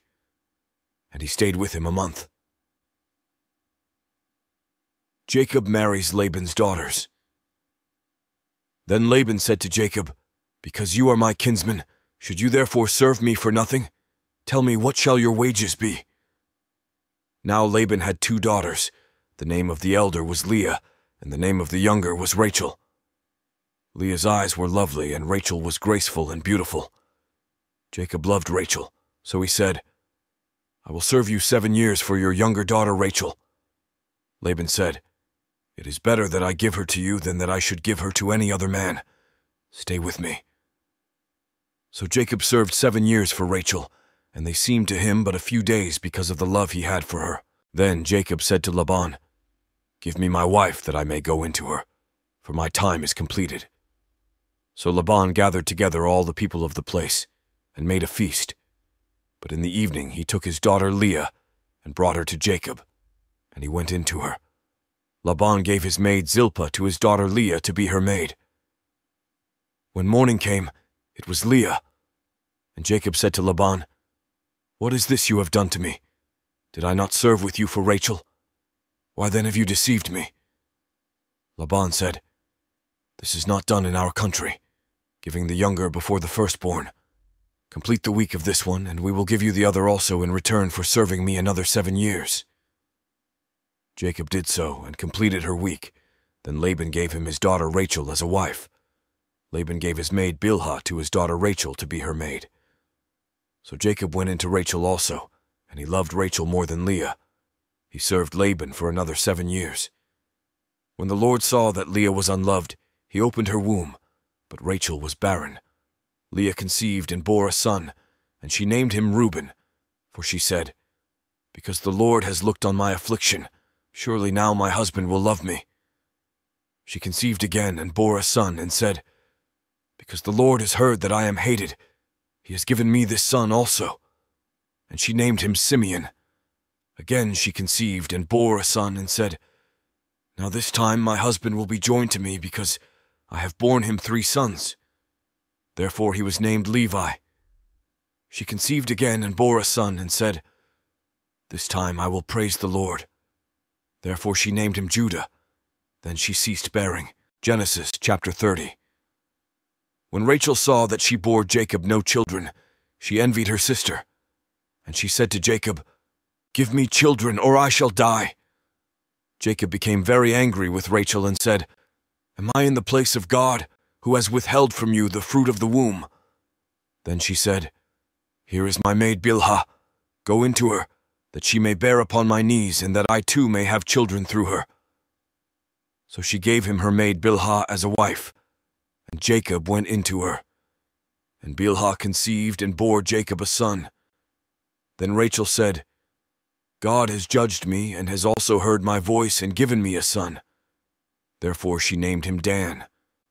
Rachel's maid Bilhah conceived again and bore Jacob a second son. Then Rachel said, "With mighty wrestlings I have wrestled with my sister, and have prevailed." So she named him Naphtali. When Leah saw that she had ceased bearing children, she took her maid Zilpah and gave her to Jacob as a wife. Then Leah's maid Zilpah bore Jacob a son, and Leah said, "Good fortune." So she named him Gad. Leah's maid Zilpah bore Jacob a second son, and Leah said, "Happy am I, for the women will call me happy." So she named him Asher. In the days of wheat harvest, Reuben went and found mandrakes in the field and brought them to his mother Leah. Then Rachel said to Leah, "Please give me some of your son's mandrakes." But she said to her, "Is it a small matter that you have taken away my husband? Would you take away my son's mandrakes also?" Rachel said, "Then he may lie with you tonight for your son's mandrakes." When Jacob came from the field in the evening, Leah went out to meet him and said, "You must come in to me, for I have hired you with my son's mandrakes." So he lay with her that night, and God heeded Leah, and she conceived and bore Jacob a fifth son. Leah said, "God has given me my hire because I gave my maid to my husband." So she named him Issachar. And Leah conceived again, and she bore Jacob a sixth son. Then Leah said, "God has endowed me with a good dowry. Now my husband will honor me because I have borne him 6 sons." So she named him Zebulun. Afterwards she bore a daughter and named her Dinah. Then God remembered Rachel, and God heeded her and opened her womb. She conceived and bore a son and said, "God has taken away my reproach." And she named him Joseph, saying, "May the Lord add to me another son." Jacob prospers at Laban's expense. When Rachel had borne Joseph, Jacob said to Laban, "Send me away that I may go to my own home and country. Give me my wives and my children for whom I have served you, and let me go, for you know very well the service I have given you." But Laban said to him, "If you will allow me to say so, I have learned by divination that the Lord has blessed me because of you. Name your wages, and I will give it." Jacob said to him, "You yourself know how I have served you, and how your cattle have fared with me. For you had little before I came, and it has increased abundantly, and the Lord has blessed you wherever I turned. But now when shall I provide for my own household also?" He said, "What shall I give you?" Jacob said, "You shall not give me anything. If you will do this for me, I will again feed your flock and keep it. Let me pass through all your flock today, removing from it every speckled and spotted sheep and every black lamb, and the spotted and speckled among the goats, and such shall be my wages. So my honesty will answer for me later, when you come to look into my wages with you. Everyone that is not speckled and spotted among the goats and black among the lambs, if found with me, shall be counted stolen." Laban said, "Good, let it be as you have said." But that day Laban removed the male goats that were striped and spotted, and all the female goats that were speckled and spotted, every one that had white on it, and every lamb that was black, and put them in charge of his sons. And he set a distance of 3 days' journey between himself and Jacob, while Jacob was pasturing the rest of Laban's flock. Then Jacob took fresh rods of poplar and almond and plane, and peeled white streaks in them, exposing the white of the rods. He set the rods that he had peeled in front of the flocks in the troughs, that is, the watering places where the flocks came to drink. And since they bred when they came to drink, the flocks bred in front of the rods, and so the flocks produced young that were striped, speckled, and spotted. Jacob separated the lambs, and set the faces of the flocks toward the striped and the completely black animals in the flock of Laban, and he put his own droves apart, and did not put them with Laban's flock.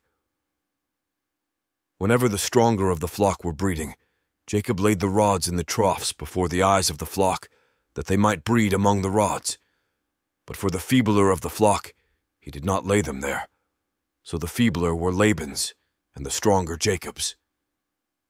Thus the man grew exceedingly rich, and had large flocks and male and female slaves and camels and donkeys. Genesis chapter 31. Jacob flees with family and flocks. Now Jacob heard that the sons of Laban were saying, "Jacob has taken all that was our father's. He has gained all this wealth from what belonged to our father." And Jacob saw that Laban did not regard him as favorably as he did before. Then the Lord said to Jacob, Return to the land of your ancestors and to your kindred, and I will be with you." So Jacob sent and called Rachel and Leah into the field where his flock was, and said to them, "I see that your father does not regard me as favorably as he did before, but the God of my father has been with me. You know that I have served your father with all my strength, yet your father has cheated me and changed my wages 10 times, but God did not permit him to harm me. If he said, 'The speckled shall be your wages,' then all the flock bore speckled, and if he said, 'The striped shall be your wages,' then all the flock bore striped. Thus God has taken away the livestock of your father and given them to me. During the mating of the flock, I once had a dream in which I looked up and saw that the male goats that leaped upon the flock were striped, speckled, and mottled. Then the angel of God said to me in the dream, 'Jacob,' and I said, 'Here I am.' And he said, 'Look up and see that all the goats that leap on the flock are striped, speckled, and mottled, for I have seen all that Laban is doing to you. I am the God of Bethel, where you anointed a pillar and made a vow to me. Now leave this land at once and return to the land of your birth.' Then Rachel and Leah answered him, 'Is there any portion or inheritance left to us in our father's house? Are we not regarded by him as foreigners? For he has sold us, and he has been using up the money given for us. All the property that God has taken away from our father belongs to us and to our children. Now then, do whatever God has said to you.' So Jacob arose and set his children and his wives on camels, and he drove away all his livestock, all the property that he had gained, the livestock in his possession that he had acquired in Paddan Aram, to go to his father Isaac in the land of Canaan. Now Laban had gone to shear his sheep, and Rachel stole her father's household gods. And Jacob deceived Laban the Aramean, in that he did not tell him that he intended to flee. So he fled with all that he had. Starting out, he crossed the Euphrates, and set his face toward the hill country of Gilead. Laban overtakes Jacob. On the 3rd day, Laban was told that Jacob had fled. So he took his kinsfolk with him, and pursued him for 7 days until he caught up with him in the hill country of Gilead. But God came to Laban the Aramean in a dream by night, and said to him, 'Take heed that you say not a word to Jacob, either good or bad.' Laban overtook Jacob. Now Jacob had pitched his tent in the hill country, and Laban with his kinsfolk camped in the hill country of Gilead. Laban said to Jacob, 'What have you done? You have deceived me and carried away my daughters like captives of the sword. Why did you flee secretly and deceive me and not tell me? I would have sent you away with mirth and songs, with tambourine and lyre. And why did you not permit me to kiss my sons and my daughters farewell? What you have done is foolish. It is in my power to do you harm. But the God of your father spoke to me last night, saying, 'Take heed that you speak to Jacob neither good nor bad.' Even though you had to go because you longed greatly for your father's house, why did you steal my gods?" Jacob answered Laban, "Because I was afraid, for I thought that you would take your daughters from me by force. But anyone with whom you find your gods shall not live. In the presence of our kinsfolk, point out what I have that is yours, and take it." Now Jacob did not know that Rachel had stolen the gods. So Laban went into Jacob's tent, and into Leah's tent, and into the tent of the 2 maids, but he did not find them. And he went out of Leah's tent, and entered Rachel's. Now Rachel had taken the household gods, and put them in the camel's saddle, and sat on them. Laban felt all about in the tent, but did not find them. And she said to her father, "Let not my lord be angry that I cannot rise before you, for the way of women is upon me." So he searched, but did not find the household gods. Then Jacob became angry and upbraided Laban. Jacob said to Laban, "What is my offense? What is my sin, that you have hotly pursued me? Although you have felt about through all my goods, what have you found of all your household goods? Set it here before my kinsfolk and your kinsfolk, so that they may decide between us 2. These 20 years I have been with you. Your ewes and your female goats have not miscarried, and I have not eaten the rams of your flocks. That which was torn by wild beasts I did not bring to you. I bore the loss of it myself. Of my hand you required it, whether stolen by day or stolen by night. It was like this with me. By day the heat consumed me, and the cold by night, and my sleep fled from my eyes. These 20 years I've been in your house. I served you 14 years for your 2 daughters, and 6 years for your flock, and you have changed my wages 10 times. If the God of my father, the God of Abraham, and the fear of Isaac had not been on my side, surely now you would have sent me away empty-handed. God saw my affliction and the labor of my hands, and rebuked you last night. Laban and Jacob make a covenant. Then Laban answered and said to Jacob, "The daughters are my daughters, the children are my children, the flocks are my flocks, and all that you see is mine. But what can I do today about these daughters of mine, or about their children whom they have borne? Come now, let us make a covenant, you and I, and let it be a witness between you and me." So Jacob took a stone and set it up as a pillar. And Jacob said to his kinsfolk, "Gather stones." And they took stones and made a heap, and they ate there by the heap. Laban called it Jegar Sahadutha, but Jacob called it Galeed. Laban said, "This heap is a witness between you and me today." Therefore he called it Galeed, and the pillar Mizpah, for he said, "The Lord watch between you and me when we are absent one from the other. If you ill-treat my daughters, or if you take wives in addition to my daughters, though no one else is with us, remember that God is witness between you and me." Then Laban said to Jacob, "See this heap, and see the pillar, which I have set between you and me. This heap is a witness, and the pillar is a witness, that I will not pass beyond this heap to you, and you will not pass beyond this heap and this pillar to me, for harm. May the God of Abraham and the God of Nahor, the God of their father, judge between us." So Jacob swore by the fear of his father Isaac, and Jacob offered a sacrifice on the height and called his kinsfolk to eat bread. And they ate bread and tarried all night in the hill country. Early in the morning Laban rose up and kissed his grandchildren and his daughters and blessed them. Then he departed and returned home. Genesis chapter 32. Jacob went on his way, and the angels of God met him. And when Jacob saw them, he said, "This is God's camp." So he called that place Mahanaim. Jacob sends presents to appease Esau. Jacob sent messengers before him to his brother Esau in the land of Seir, the country of Edom, instructing them, "Thus you shall say to my lord Esau, Thus says your servant Jacob, I have lived with Laban as an alien, and stayed until now, and I have oxen, donkeys, flocks, male and female slaves. And I have sent to tell my lord in order that I may find favor in your sight." The messengers returned to Jacob, saying, "We came to your brother Esau, and he is coming to meet you, and 400 men are with him." Then Jacob was greatly afraid and distressed, and he divided the people that were with him, and the flocks and herds and camels into 2 companies, thinking, "If Esau comes to the one company and destroys it, then the company that is left will escape." And Jacob said, "O God of my father Abraham and God of my father Isaac, O Lord, who said to me, Return to your country and to your kindred, and I will do you good. I'm not worthy of the least of all the steadfast love and all the faithfulness that you have shown to your servant, for with only my staff I crossed this Jordan, and now I have become 2 companies. Deliver me, please, from the hand of my brother, from the hand of Esau, for I am afraid of him.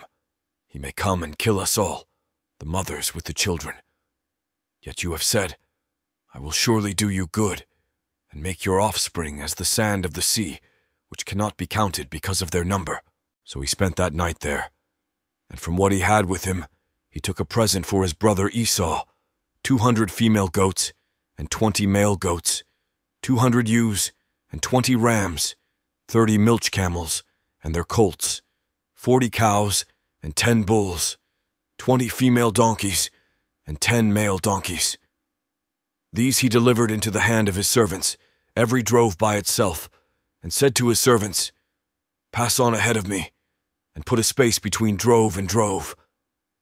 He instructed the foremost, When Esau, my brother, meets you and asks you, 'To whom do you belong? Where are you going? And whose are these ahead of you?' Then you shall say, 'They belong to your servant Jacob. They are a present sent to my lord Esau, and moreover, he is behind us.'" He likewise instructed the second and the third and all who followed the droves. "You shall say the same thing to Esau when you meet him, and you shall say, 'Moreover, your servant Jacob is behind us.'" For he thought, "I may appease him with the present that goes ahead of me, and afterwards I shall see his face. Perhaps he will accept me." So the present passed on ahead of him, and he himself spent that night in the camp. Jacob wrestles at Peniel. The same night he got up and took his 2 wives, his 2 maids, and his 11 children, and crossed the ford of the Jabbok. He took them and sent them across the stream, and likewise everything that he had. Jacob was left alone, and a man wrestled with him until daybreak. When the man saw that he did not prevail against Jacob, he struck him on the hip socket, and Jacob's hip was put out of joint as he wrestled with him. Then he said, "Let me go, for the day is breaking." But Jacob said, "I will not let you go unless you bless me." So he said to him, "What is your name?" And he said, "Jacob." Then the man said, "You shall no longer be called Jacob, but Israel, for you have striven with God and with humans, and have prevailed." Then Jacob asked him, "Please tell me your name." But he said, "Why is it that you ask my name?" And there he blessed him. So Jacob called the place Peniel, saying, "For I have seen God face to face, and yet my life is preserved." The sun rose upon him as he passed Penuel, limping because of his hip. Therefore to this day the Israelites do not eat the thigh muscle that is on the hip socket, because he struck Jacob on the hip socket at the thigh muscle. Genesis chapter 33. Jacob and Esau meet. Now Jacob looked up and saw Esau coming, and 400 men with him. So he divided the children among Leah and Rachel and the 2 maids. He put the maids with their children in front, then Leah with her children, and Rachel and Joseph last of all. He himself went on ahead of them, bowing himself to the ground 7 times, until he came near his brother. But Esau ran to meet him, and embraced him, and fell on his neck and kissed him, and they wept. When Esau looked up and saw the women and children, he said, "Who are these with you?" Jacob said, "The children whom God has graciously given your servant." Then the maids drew near, they and their children, and bowed down. Leah likewise and her children drew near and bowed down. And finally Joseph and Rachel drew near, and they bowed down. Esau said, "What do you mean by all this company that I met?" Jacob answered, "To find favor with my lord." But Esau said, "I have enough, my brother. Keep what you have for yourself." Jacob said, "No, please. If I find favor with you, then accept my present from my hand. For truly to see your face is like seeing the face of God, since you have received me with such favor. Please accept my gift that is brought to you, because God has dealt graciously with me, and because I have everything I want." So he urged him, and he took it. Then Esau said, "Let us journey on our way, and I will go alongside you." But Jacob said to him, "My lord knows that the children are frail, and that the flocks and herds which are nursing are a care to me, and if they are overdriven for one day, all the flocks will die. Let my lord pass on ahead of his servant, and I will lead on slowly, according to the pace of the cattle that are before me, and according to the pace of the children, until I come to my lord in Seir." So Esau said, "Let me leave with you some of the people who are with me." But he said, "Why should my lord be so kind to me?" So Esau returned that day on his way to Seir. But Jacob journeyed to Succoth, and built himself a house, and made booths for his cattle. Therefore the place is called Succoth.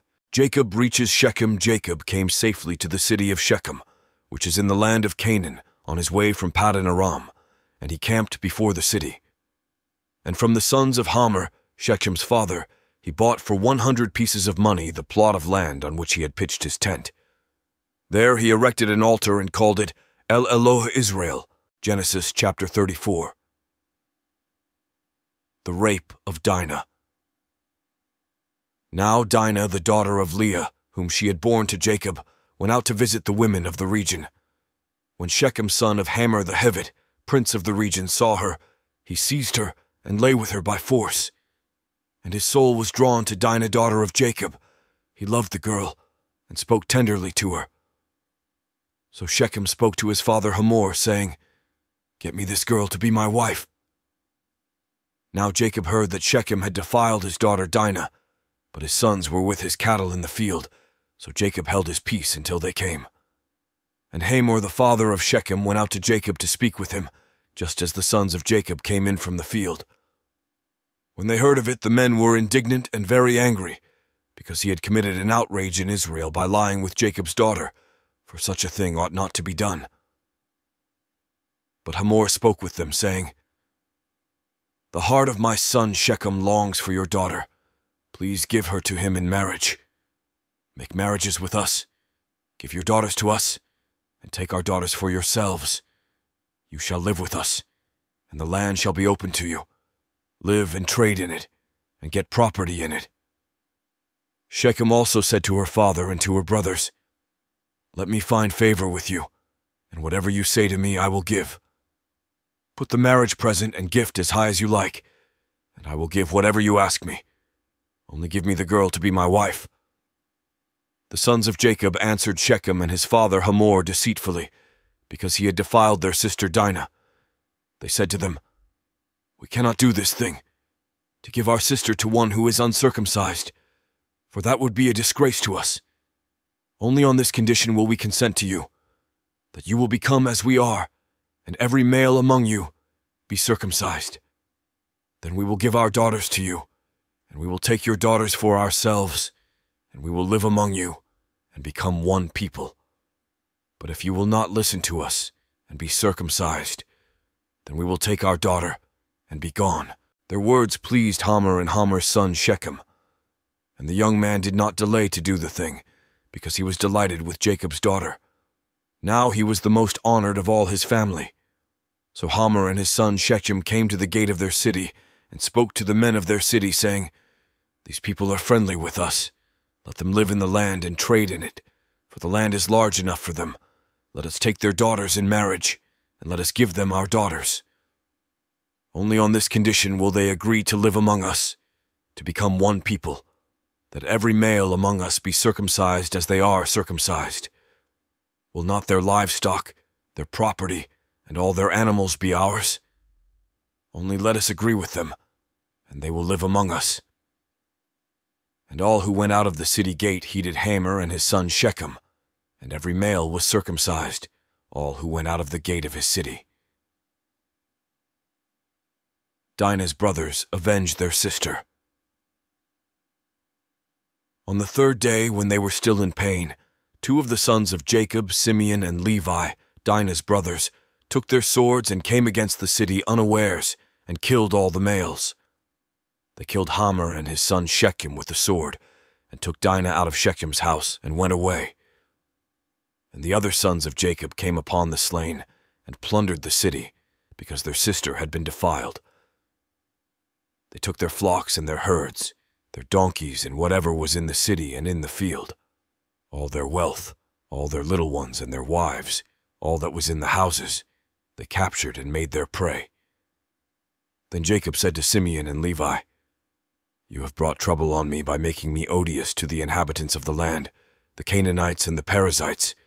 My numbers are few, and if they gather themselves against me and attack me, I shall be destroyed, both I and my household."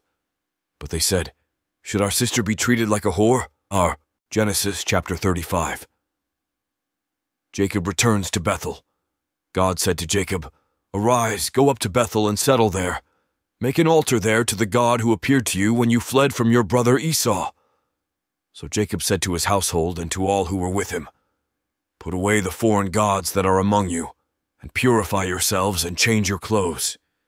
Then come, let us go up to Bethel, that I may make an altar there to the God who answered me in the day of my distress, and has been with me wherever I have gone." So they gave to Jacob all the foreign gods that they had, and the rings that were in their ears, and Jacob hid them under the oak that was near Shechem. As they journeyed, a terror from God fell upon the cities all around them, so that no one pursued them. Jacob came to Luz, that is, Bethel, which is in the land of Canaan, he and all the people who were with him, and there he built an altar and called the place El Bethel, because it was there that God had revealed himself to him when he fled from his brother. And Deborah, Rebekah's nurse, died, and she was buried under an oak below Bethel. So it was called Alon Bakuth. God appeared to Jacob again when he came from Paddan Aram, and he blessed him. God said to him, "Your name is Jacob. No longer shall you be called Jacob, but Israel shall be your name." So he was called Israel. God said to him, "I am God Almighty. Be fruitful and multiply. A nation and a company of nations shall come from you, and kings shall spring from you. The land that I gave to Abraham and Isaac I will give to you, and I will give the land to your offspring after you." Then God went up from him at the place where he had spoken with him. Jacob set up a pillar in the place where he had spoken with him, a pillar of stone, and he poured out a drink offering on it, and poured oil on it. So Jacob called the place where God had spoken with him Bethel, the birth of Benjamin and the death of Rachel. Then they journeyed from Bethel, and when they were still some distance from Ephrath, Rachel was in childbirth, and she had hard labor. When she was in her hard labor, the midwife said to her, "Do not be afraid, for now you will have another son." As her soul was departing, for she died, she named him Benoni, but his father called him Benjamin. So Rachel died, and she was buried on the way to Ephrath, that is, Bethlehem, and Jacob set up a pillar at her grave. It is the pillar of Rachel's tomb, which is there to this day. Israel journeyed on and pitched his tent beyond the Tower of Eder. While Israel lived in that land, Reuben went and lay with Bilhah, his father's concubine, and Israel heard of it. Now the sons of Jacob were 12, the sons of Leah, Reuben, Jacob's firstborn, Simeon, Levi, Judah, Issachar, and Zebulun. The sons of Rachel, Joseph and Benjamin. The sons of Bilhah, Rachel's maid, Dan and Naphtali. The sons of Zilpah, Leah's maid, Gad and Asher. These were the sons of Jacob who were born to him in Paddan Aram. The death of Isaac Jacob came to his father Isaac at Mamre, or Kiriath Arba, that is, Hebron, where Abraham and Isaac had resided as aliens. Now the days of Isaac were 180 years, and Isaac breathed his last. He died and was gathered to his people, old and full of days, and his sons Esau and Jacob buried him. Genesis chapter 36. Esau's descendants. These are the descendants of Esau, that is, Edom. Esau took his wives from the Canaanites, Adah daughter of Elon the Hittite, Oholibamah daughter of Anah son of Zibeon the Hivite, and Basemath, Ishmael's daughter, sister of Nebaioth. Adah bore Eliphaz to Esau, Basemath bore Reuel, and Oholibamah bore Jush, Jalam, and Korah. These are the sons of Esau who were born to him in the land of Canaan. Then Esau took his wives, his sons, his daughters, and all the members of his household, his cattle, all his livestock, and all the property he had acquired in the land of Canaan, and he moved to a land some distance from his brother Jacob. For their possessions were too great for them to live together. The land where they were staying could not support them because of their livestock. So Esau settled in the hill country of Seir. Esau is Edom. These are the descendants of Esau, ancestor of the Edomites, in the hill country of Seir. These are the names of Esau's sons: Eliphaz son of Adah, the wife of Esau; Reuel, the son of Esau's wife Basemath. The sons of Eliphaz were Teman, Omar, Zepho, Gatam, and Kenaz. Timnah was a concubine of Eliphaz, Esau's son. She bore Amalek to Eliphaz. These were the sons of Adah, Esau's wife. These were the sons of Reuel, Nahath, Zerah, Shammah, and Mizah. These were the sons of Esau's wife, Basemath. These were the sons of Esau's wife, Oholibamah, daughter of Anah son of Zibeon. She bore to Esau Jush, Jalam, and Korah. Clans and kings of Edom. These are the clans of the sons of Esau, the sons of Eliphaz, the firstborn of Esau, the clans Teman, Omar, Zepho, Kenaz, Korah, Gatam, and Amalek. These are the clans of Eliphaz in the land of Edom. They are the sons of Adah. These are the sons of Esau's son Reuel, the clans Nahath, Zerah, Shammah, and Mizah. These are the clans of Reuel in the land of Edom. They are the sons of Esau's wife Basemath. These are the sons of Esau's wife Oholibamah, the clans Jush, Jalam, and Korah. These are the clans born of Esau's wife Oholibamah, the daughter of Anah. These are the sons of Esau, that is, Edom, and these are their clans. These are the sons of Seir the Horite, the inhabitants of the land: Lotan, Shobal, Zibeon, Anah, Dishon, Ezer, and Dishan. These are the clans of the Horites, the sons of Seir in the land of Edom. The sons of Lotan were Hori and Haman, and Lotan's sister was Timnah. These are the sons of Shobal: Alvan, Manahath, Ebal, Shepho, and Onam. These are the sons of Zibeon: Aya and Anah.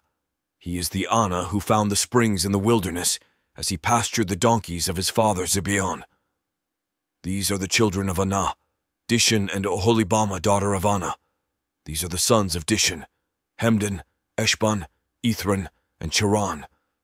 These are the sons of Ezer: Bilhan, Zavan, and Akan.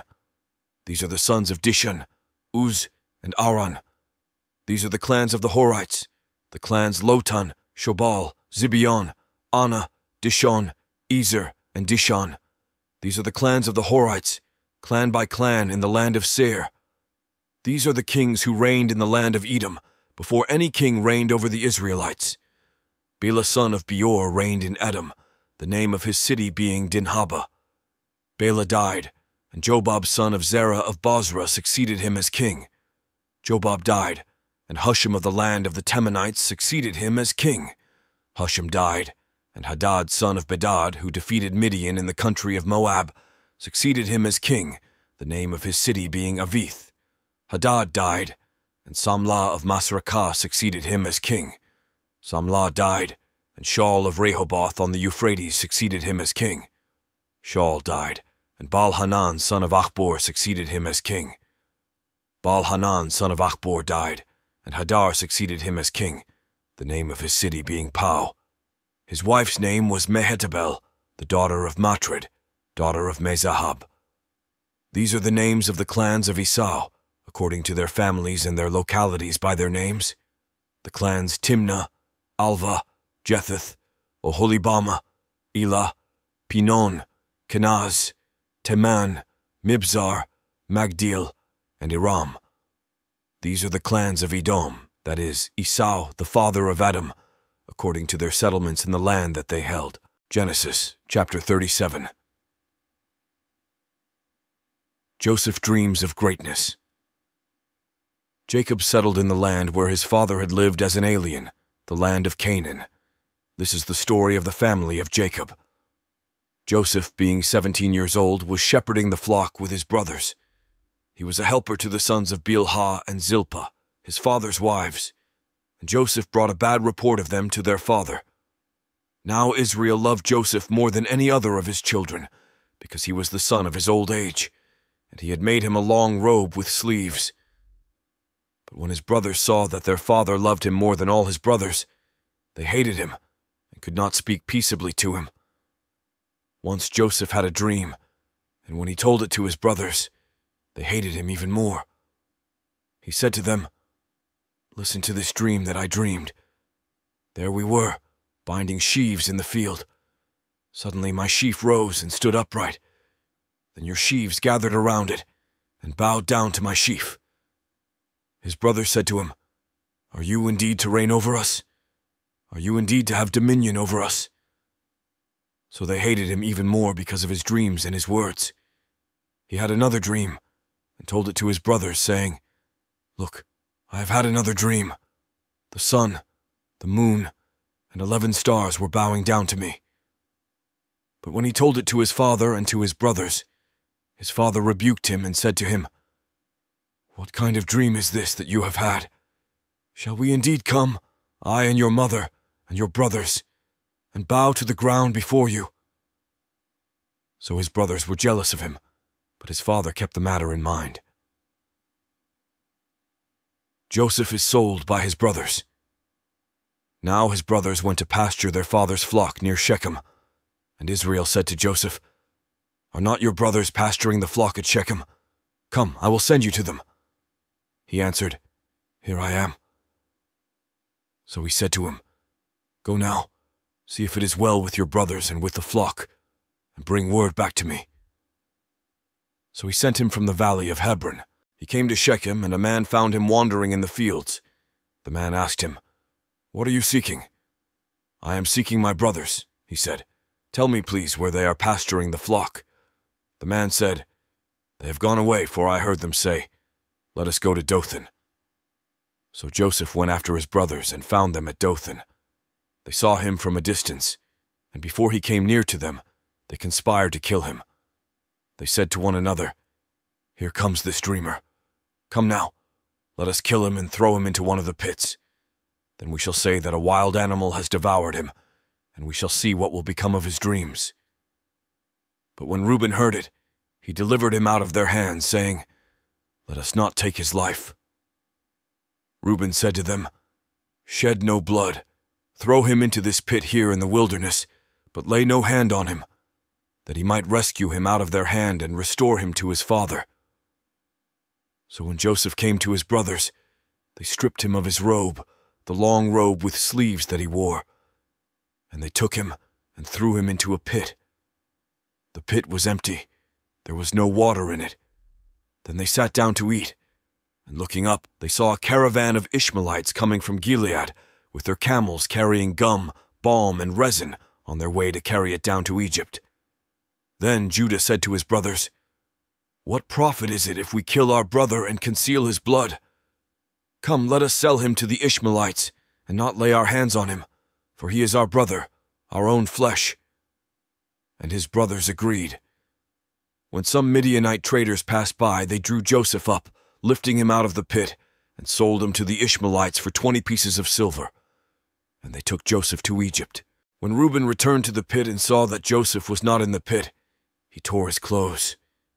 He returned to his brothers and said, "The boy is gone, and where can I turn?" Then they took Joseph's robe, slaughtered a goat, and dipped the robe in the blood. They had the long robe with sleeves taken to their father, and they said, "This we have found. See now whether it is your son's robe or not."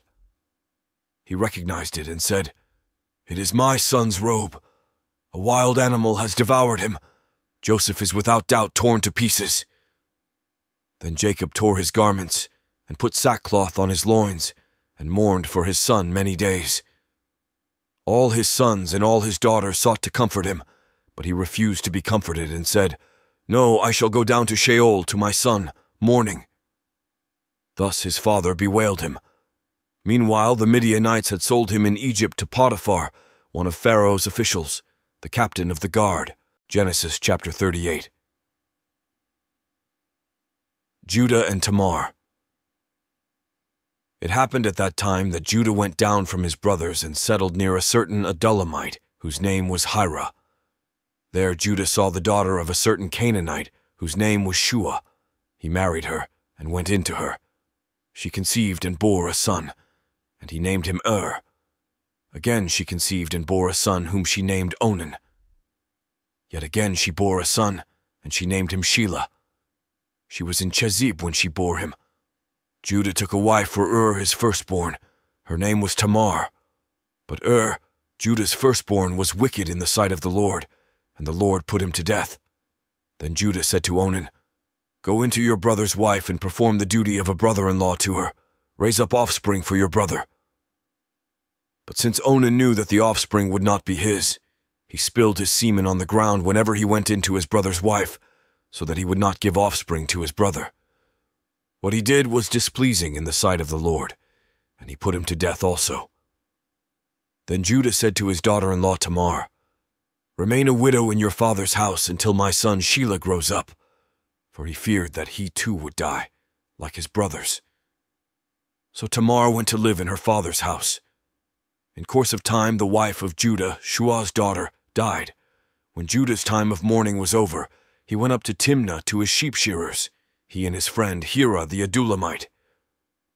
When Tamar was told, "Your father-in-law is going up to Timnah to shear his sheep," she put off her widow's garments, put on a veil, wrapped herself up, and sat down at the entrance to Enaim, which is on the road to Timnah. She saw that Shelah was grown up, yet she had not been given to him in marriage. When Judah saw her, he thought her to be a prostitute, for she had covered her face. He went over to her at the roadside and said, "Come, let me come in to you," for he did not know that she was his daughter-in-law. She said, "What will you give me, that you may come in to me?" He answered, "I will send you a kid from the flock." And she said, "Only if you give me a pledge until you send it." He said, "What pledge shall I give you?" She replied, "Your signet and your cord, and the staff that is in your hand." So he gave them to her, and went in to her, and she conceived by him. Then she got up and went away, and taking off her veil, she put on the garments of her widowhood. When Judah sent the kid by his friend the Adullamite to recover the pledge from the woman, he could not find her. He asked the townspeople, "Where is the temple prostitute who was at Enaim by the wayside?" But they said, "No prostitute has been here." So he returned to Judah and said, "I have not found her." Moreover, the townspeople said, "No prostitute has been here." Judah replied, "Let her keep the things as her own, otherwise we will be laughed at. You see, I sent this kid, and you could not find her." About 3 months later, Judah was told, "Your daughter-in-law Tamar has played the whore. Moreover, she is pregnant as a result of whoredom." And Judah said, "Bring her out, and let her be burned." As she was being brought out, she sent word to her father-in-law, "It was the owner of these who made me pregnant." And she said, "Take note, please, whose these are, the signet and the cord and the staff." Then Judah acknowledged them and said, "She is more in the right than I, since I did not give her to my son Shelah." And he did not lie with her again. When the time of her delivery came, there were twins in her womb. While she was in labor, one put out a hand, and the midwife took and bound on his hand a crimson thread, saying, "This one came out first." But just then he drew back his hand, and out came his brother, and she said, "What a breach you have made for yourself." Therefore he was named Perez. Afterward his brother came out with the crimson thread on his hand, and he was named Zerah. Genesis chapter 39. Joseph and Potiphar's wife. Now Joseph was taken down to Egypt, and Potiphar, an officer of Pharaoh, the captain of the guard, an Egyptian, bought him from the Ishmaelites who had brought him down there. The Lord was with Joseph, and he became a successful man. He was in the house of his Egyptian master. His master saw that the Lord was with him, and that the Lord caused all that he did to prosper in his hands. So Joseph found favor in his sight and attended him. He made him overseer of his house and put him in charge of all that he had. From the time that he made him overseer in his house and over all that he had, the Lord blessed the Egyptian's house for Joseph's sake. The blessing of the Lord was on all that he had, in house and field. So he left all that he had in Joseph's charge, and with him there he had no concern for anything but the food that he ate. Now Joseph was handsome and good-looking. And after a time his master's wife cast her eyes on Joseph and said, "Lie with me." But he refused and said to his master's wife, "Look, with me here, my master has no concern about anything in the house, and he has put everything that he has in my hand. He is not greater in this house than I am, nor has he kept back anything from me except yourself, because you are his wife. How then could I do this great wickedness and sin against God?" And although she spoke to Joseph day after day, he would not consent to lie beside her or to be with her. One day, however, when he went into the house to do his work, and while no one else was in the house, she caught hold of his garment, saying, "Lie with me." But he left his garment in her hand, and fled and ran outside. When she saw that he had left his garment in her hand, and had fled outside, She called out to the members of her household and said to them, "See, my husband has brought among us a Hebrew to insult us. He came in to me to lie with me, and I cried out with a loud voice. And when he heard me raise my voice and cry out, he left his garment beside me and fled outside. Then she kept his garment by her until his master came home, and she told him the same story, saying, 'The Hebrew servant whom you have brought among us came in to me to insult me. But as soon as I raised my voice and cried out, he left his garment beside me and fled outside.' When his master heard the words that his wife spoke to him, saying, 'This is the way your servant treated me,' he became enraged. And Joseph's master took him and put him into the prison, the place where the king's prisoners were confined. He remained there in prison. But the Lord was with Joseph and showed him steadfast love. He gave him favor in the sight of the chief jailer. The chief jailer committed to Joseph's care all the prisoners who were in the prison, and whatever was done there, he was the one who did it. The chief jailer paid no heed to anything that was in Joseph's care because the Lord was with him, and whatever he did, the Lord made it prosper. Genesis chapter 40. The dreams of two prisoners. Some time after this, the cupbearer of the king of Egypt and his baker offended their lord, the king of Egypt. Pharaoh was angry with his two officers, the chief cupbearer and the chief baker, and he put them in custody in the house of the captain of the guard, in the prison where Joseph was confined. The captain of the guard charged Joseph with them, and he waited on them, and they continued for some time in custody. One night they both dreamed, the cupbearer and the baker of the king of Egypt, who were confined in the prison, each his own dream, and each dream with its own meaning. When Joseph came to them in the morning, he saw that they were troubled. So he asked Pharaoh's officers who were with him in custody in his master's house, "Why are your faces downcast today?" They said to him, "We have had dreams, and there is no one to interpret them." And Joseph said to them, "Do not interpretations belong to God? Please tell them to me." So the chief cupbearer told his dream to Joseph and said to him, "In my dream there was a vine before me, and on the vine there were 3 branches. As soon as it budded, its blossoms came out, and the clusters ripened into grapes. Pharaoh's cup was in my hand, and I took the grapes and pressed them into Pharaoh's cup, and placed the cup in Pharaoh's hand." Then Joseph said to him, "This is its interpretation. The 3 branches are 3 days. Within 3 days Pharaoh will lift up your head and restore you to your office, and you shall place Pharaoh's cup in his hand, just as you used to do when you were his cupbearer. But remember me when it is well with you. Please do me the kindness to make mention of me to Pharaoh, and so get me out of this place.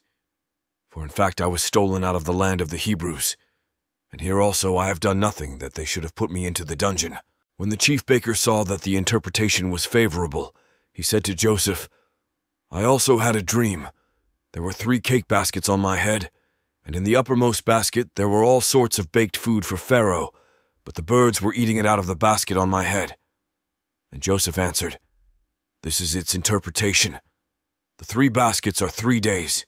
Within 3 days Pharaoh will lift up your head from you and hang you on a pole, and the birds will eat the flesh from you."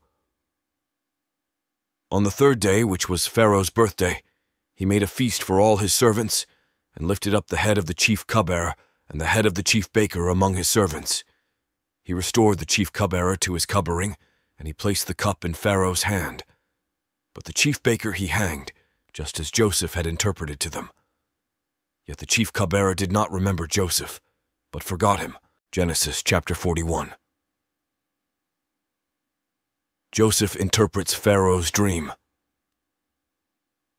After 2 whole years, Pharaoh dreamed that he was standing by the Nile, and there came up out of the Nile 7 sleek and fat cows, and they grazed in the reed grass. Then 7 other cows, ugly and thin, came up out of the Nile after them, and stood by the other cows on the bank of the Nile. The ugly and thin cows ate up the 7 sleek and fat cows, and Pharaoh awoke. Then he fell asleep and dreamed a second time. 7 ears of grain, plump and good, were growing on one stalk. Then 7 ears, thin and blighted by the east wind, sprouted after them. The thin ears swallowed up the 7 plump and full ears, Pharaoh awoke, and it was a dream. In the morning his spirit was troubled, so he sent and called for all the magicians of Egypt and all its wise men. Pharaoh told them his dreams, but there was no one who could interpret them to Pharaoh. Then the chief cupbearer said to Pharaoh, "I remember my faults today. Once Pharaoh was angry with his servants and put me and the chief baker in custody in the house of the captain of the guard. We dreamed on the same night, he and I, each having a dream with its own meaning. A young Hebrew was there with us, a servant of the captain of the guard. When we told him, he interpreted our dreams to us, giving an interpretation to each according to his dream. As he interpreted to us, so it turned out. I was restored to my office, and the baker was hanged. Then Pharaoh sent for Joseph, and he was hurriedly brought out of the dungeon. When he had shaved himself and changed his clothes, he came in before Pharaoh. And Pharaoh said to Joseph, "I have had a dream, and there is no one who can interpret it. I have heard it said of you that when you hear a dream, you can interpret it." Joseph answered Pharaoh, "It is not I. God will give Pharaoh a favorable answer." Then Pharaoh said to Joseph, "In my dream I was standing on the banks of the Nile, and 7 cows, fat and sleek, came up out of the Nile and fed in the reed grass. Then 7 other cows came up after them, poor, very ugly and thin. Never had I seen such ugly ones in all the land of Egypt. The thin and ugly cows ate up the first 7 fat cows, but when they had eaten them, no one would have known that they had done so, for they were still as ugly as before. Then I awoke. I fell asleep a second time, and I saw in my dream 7 ears of grain, full and good, growing on one stalk, and 7 ears, withered, thin, and blighted by the east wind, sprouting after them, and the thin ears swallowed up the 7 good ears. But when I told it to the magicians, there was no one who could explain it to me." Then Joseph said to Pharaoh, "Pharaoh's dreams are one and the same. God has revealed to Pharaoh what he is about to do. The 7 good cows are 7 years, and the 7 good ears are 7 years. The dreams are one. The 7 lean and ugly cows that came up after them are 7 years, as are the 7 empty ears blighted by the east wind. They are 7 years of famine. It is as I told Pharaoh. God has shown to Pharaoh what he is about to do. There will come 7 years of great plenty throughout all the land of Egypt.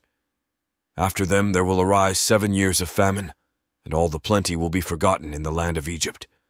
The famine will consume the land. The plenty will no longer be known in the land because of the famine that will follow, for it will be very grievous.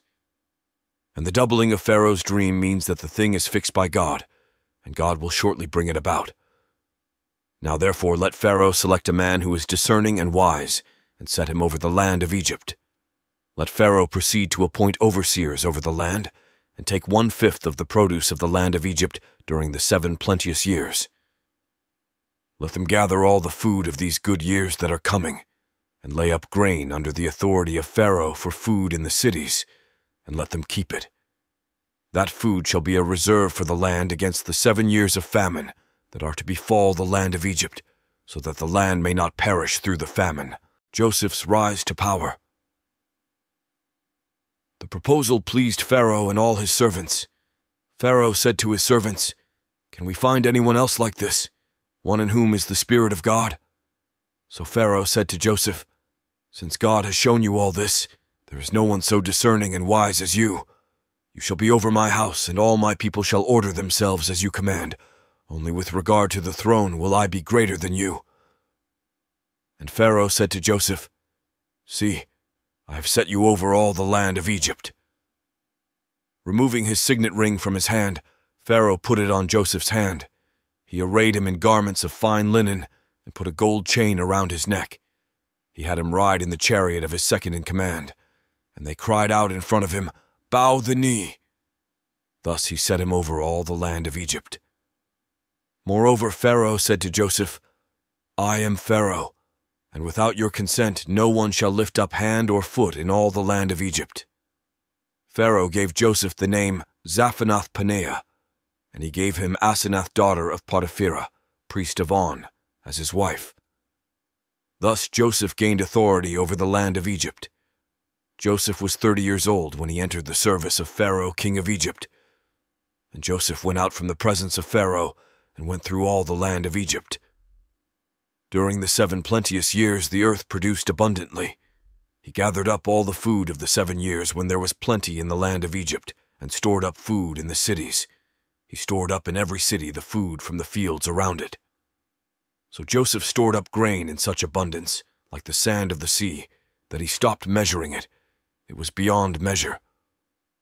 Before the years of famine came, Joseph had 2 sons, whom Asenath, daughter of Potipharah, priest of On, bore to him. Joseph named the firstborn Manasseh. "For," he said, "God has made me forget all my hardship in all my father's house." The second he named Ephraim. "For God has made me fruitful in the land of my misfortunes." The 7 years of plenty that prevailed in the land of Egypt came to an end, and the 7 years of famine began to come, just as Joseph had said. There was famine in every country, but throughout the land of Egypt there was bread. When all the land of Egypt was famished, the people cried to Pharaoh for bread. Pharaoh said to all the Egyptians, "Go to Joseph. What he says to you, do."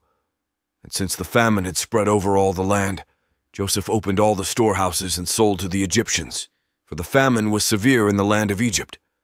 Moreover, all the world came to Joseph in Egypt to buy grain, because the famine became severe throughout the world. Genesis chapter 42. Joseph's brothers. Go to Egypt. When Jacob learned that there was grain in Egypt, he said to his sons, "Why do you keep looking at one another? I've heard," he said, "that there is grain in Egypt. Go down and buy grain for us there, that we may live and not die." So 10 of Joseph's brothers went down to buy grain in Egypt. But Jacob did not send Joseph's brother Benjamin with his brothers, for he feared that harm might come to him. Thus the sons of Israel were among the other people who came to buy grain, for the famine had reached the land of Canaan. Now Joseph was governor over the land. It was he who sold to all the people of the land. And Joseph's brothers came and bowed themselves before him with their faces to the ground. When Joseph saw his brothers, he recognized them, but he treated them like strangers and spoke harshly to them. "Where do you come from?" he said. They said, "From the land of Canaan, to buy food."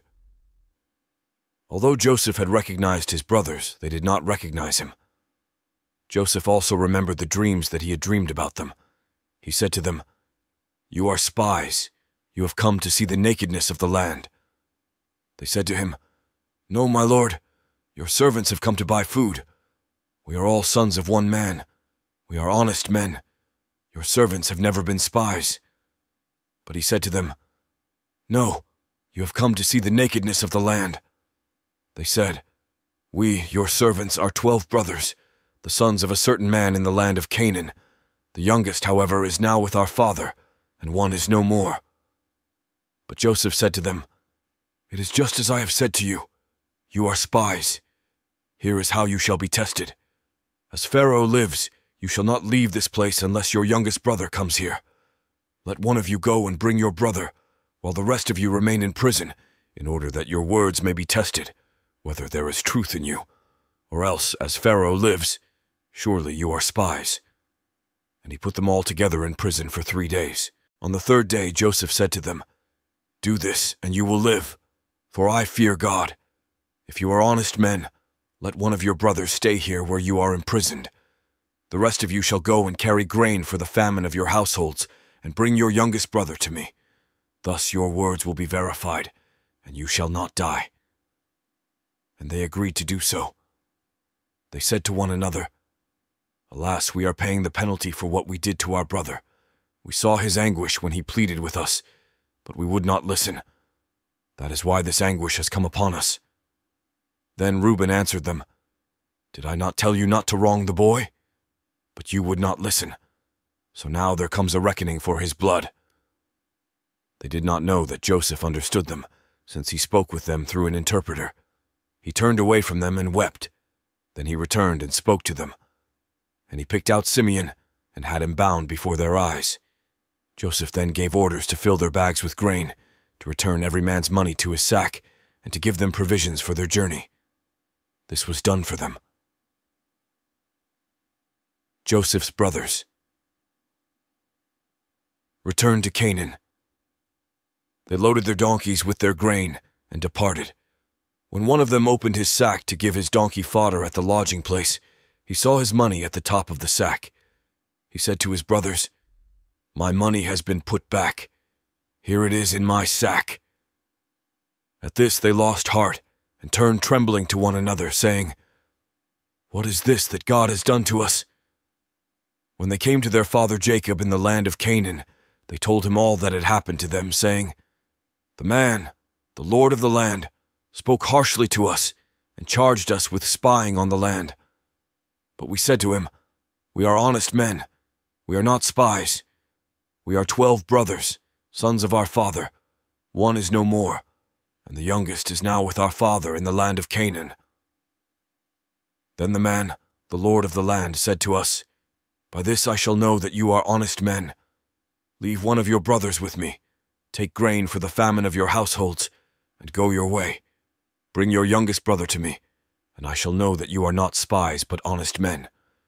Then I will release your brother to you, and you may trade in the land.' As they were emptying their sacks, there in each one's sack was his bag of money. When they and their father saw their bundles of money, they were dismayed. And their father Jacob said to them, 'I am the one you have bereaved of children. Joseph is no more, and Simeon is no more, and now you would take Benjamin. All this has happened to me.' Then Reuben said to his father, 'You may kill my 2 sons if I do not bring him back to you. Put him in my hands, and I will bring him back to you.' But he said, 'My son shall not go down with you, for his brother is dead, and he alone is left. If harm should come to him on the journey that you are to make, you would bring down my gray hairs with sorrow to Sheol.'" Genesis chapter 43. The brothers come again, bringing Benjamin. Now the famine was severe in the land, and when they had eaten up the grain that they had brought from Egypt, their father said to them, "Go again, buy us a little more food." But Judah said to him, "The man solemnly warned us, saying, 'You shall not see my face unless your brother is with you. If you will send our brother with us, we will go down and buy you food. But if you will not send him, we will not go down. For the man said to us, You shall not see my face, unless your brother is with you.'" Israel said, "Why did you treat me so badly as to tell the man that you had another brother?" They replied, "The man questioned us carefully about ourselves and our kindred, saying, 'Is your father still alive? Have you another brother?' What we told him was in answer to these questions. Could we in any way know that he would say, 'Bring your brother down'?" Then Judah said to his father Israel, "Send the boy with me and let us be on our way, so that we may live and not die, you and we and also our little ones. I myself will be surety for him. You can hold me accountable for him. If I do not bring him back to you and set him before you, then let me bear the blame forever. If we had not delayed, we would now have returned twice." Then their father Israel said to them, "If it must be so, then do this. Take some of the choice fruits of the land in your bags and carry them down as a present to the man, a little balm and a little honey, gum, resin, pistachio nuts, and almonds. Take double the money with you. Carry back with you the money that was returned in the top of your sacks. Perhaps it was an oversight. Take your brother also and be on your way again to the man. May God Almighty grant you mercy before the man, so that he may send back your other brother and Benjamin. As for me, if I am bereaved of my children, I am bereaved." So the men took the present, and they took double the money with them, as well as Benjamin. Then they went on their way down to Egypt, and stood before Joseph. When Joseph saw Benjamin with them, he said to the steward of his house, "Bring the men into the house, and slaughter an animal, and make ready, for the men are to dine with me at noon." The man did as Joseph said, and brought the men to Joseph's house. Now the men were afraid because they were brought to Joseph's house, and they said, "It is because of the money replaced in our sacks the first time that we have been brought in, so that he may have an opportunity to fall upon us, to make slaves of us, and take our donkeys." So they went up to the steward of Joseph's house and spoke with him at the entrance to the house. They said, "Oh, my lord, we came down the first time to buy food. And when we came to the lodging place, we opened our sacks, and there was each one's money in the top of his sack, our money in full weight. So we have brought it back with us. Moreover, we have brought down with us additional money to buy food. We do not know who put our money in our sacks." He replied, "Rest assured, do not be afraid. Your God and the God of your father must have put treasure in your sacks for you. I received your money." Then he brought Simeon out to them. When the steward had brought the men into Joseph's house and given them water, and they had washed their feet, and when he had given their donkeys fodder, they made the present ready for Joseph's coming at noon, for they had heard that they would dine there. When Joseph came home, they brought him the present that they had carried into the house, and bowed to the ground before him. He inquired about their welfare and said, "Is your father well, the old man of whom you spoke? Is he still alive?" They said, "Your servant, our father, is well. He is still alive." And they bowed their heads and did obeisance. Then he looked up and saw his brother Benjamin, his mother's son, and said, "Is this your youngest brother of whom you spoke to me? God be gracious to you, my son." With that, Joseph hurried out, because he was overcome with affection for his brother, and he was about to weep. So he went into a private room and wept there. Then he washed his face and came out, and controlling himself, he said, "Serve the meal." They served him by himself, and them by themselves, and the Egyptians who ate with him by themselves, because the Egyptians could not eat with the Hebrews, for that is an abomination to the Egyptians. When they were seated before him, the firstborn according to his birthright, and the youngest according to his youth, the men looked at one another in amazement. Portions were taken to them from Joseph's table, but Benjamin's portion was 5 times as much as any of theirs. So they drank and were merry with him. Genesis chapter 44. Joseph detains Benjamin. Then he commanded the steward of his house, "Fill the men's sacks with food as much as they can carry, and put each man's money in the top of his sack. Put my cup, the silver cup, in the top of the sack of the youngest, with his money for the grain." And he did as Joseph told him. As soon as the morning was light, the men were sent away with their donkeys. When they had gone only a short distance from the city, Joseph said to his steward, "Go, follow after the men, and when you overtake them, say to them, 'Why have you returned evil for good? Why have you stolen my silver cup? Is it not from this that my lord drinks? Does he not indeed use it for divination? You have done wrong in doing this.'" When he overtook them, he repeated these words to them. They said to him, "Why does my lord speak such words as these? Far be it from your servants that they should do such a thing. Look, the money that we found at the top of our sacks, we brought back to you from the land of Canaan. Why then would we steal silver or gold from your lord's house? Should it be found with any one of your servants, let him die. Moreover, the rest of us will become my lord's slaves." He said, "Even so, in accordance with your words, let it be.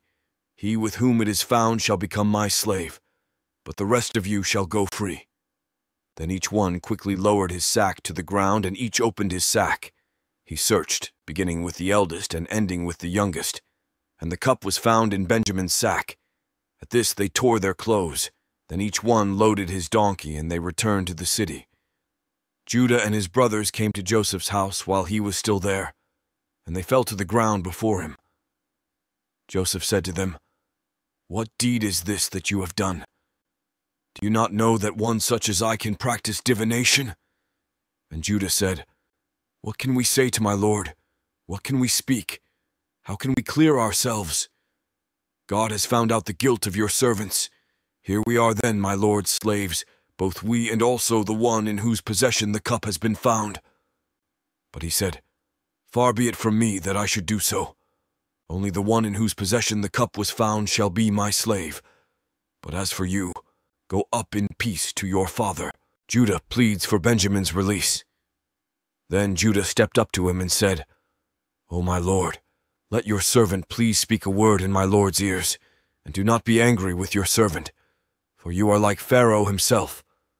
My lord asked his servants, saying, "Have you a father or a brother?" And we said to my lord, We have a father, an old man, and a young brother, the child of his old age. His brother is dead. He alone is left of his mother's children, and his father loves him. Then you said to your servants, Bring him down to me, so that I may set my eyes on him.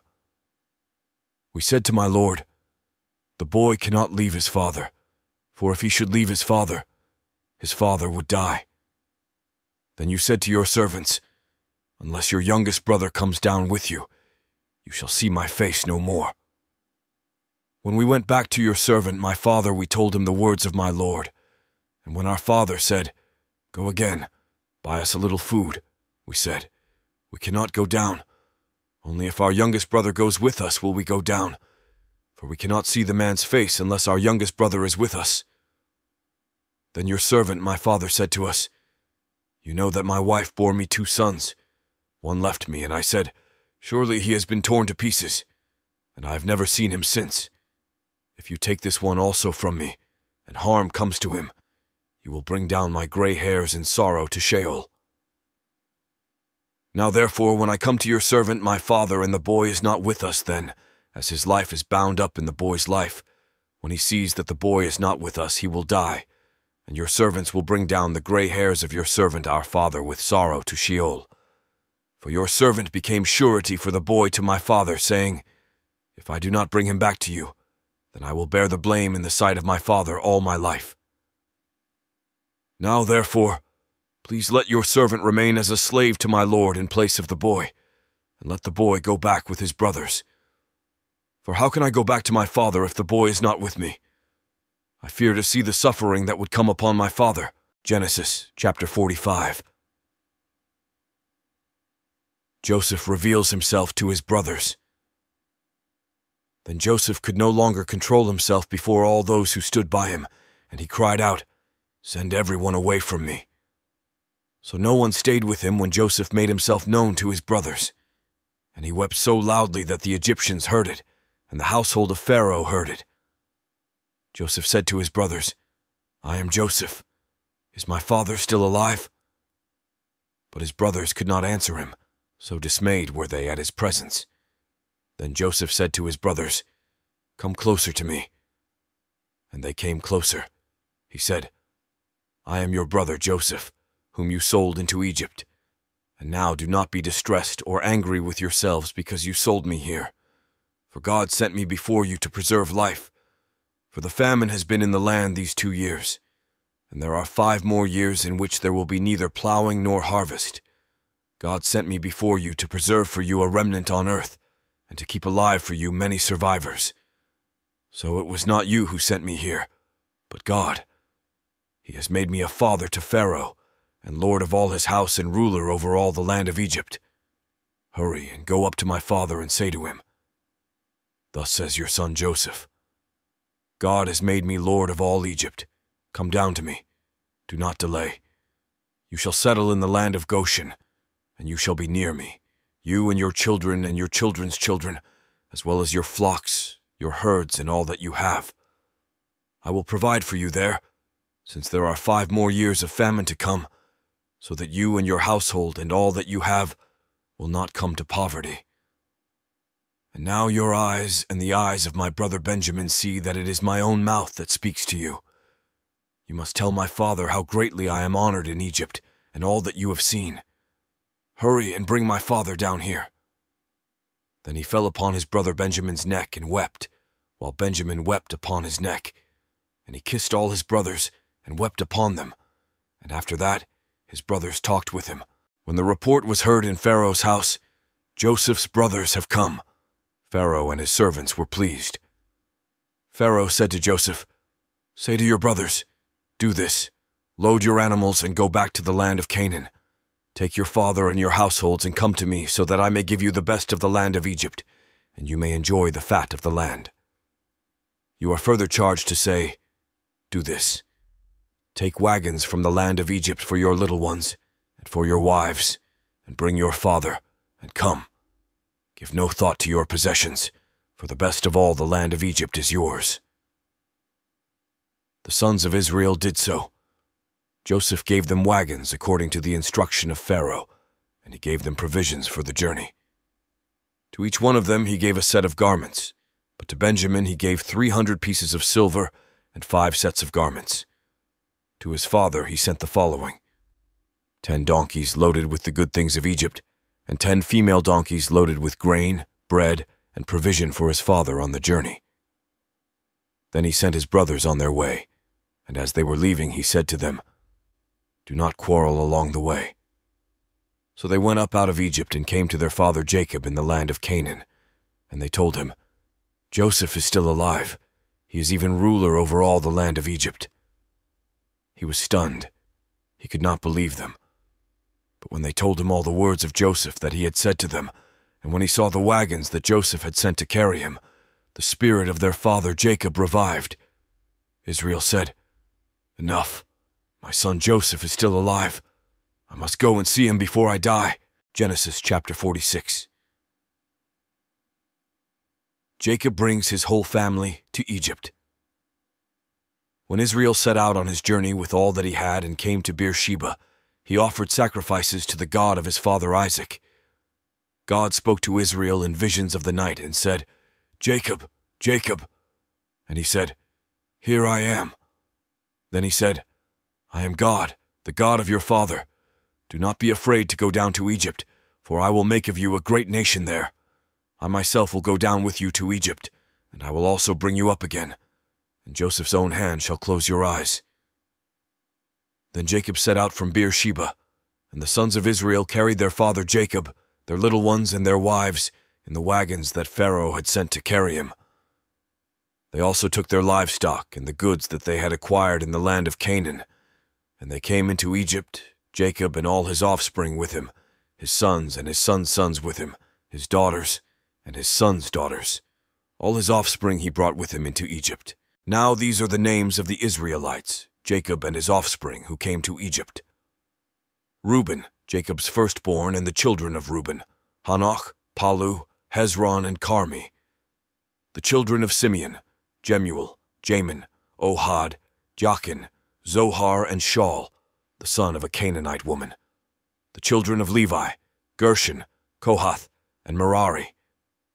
The children of Judah: Onan, Shelah, Perez, and Zerah. But and Onan died in the land of Canaan. And the children of Perez were Hezron and Hamul. The children of Issachar: Tola, Puvah, Jashub, and Shimron. The children of Zebulun: Sered, Elon, and Jaleel. These are the sons of Leah, whom she bore to Jacob in Paddan Aram, together with his daughter Dinah. And all his sons and his daughters numbered 33.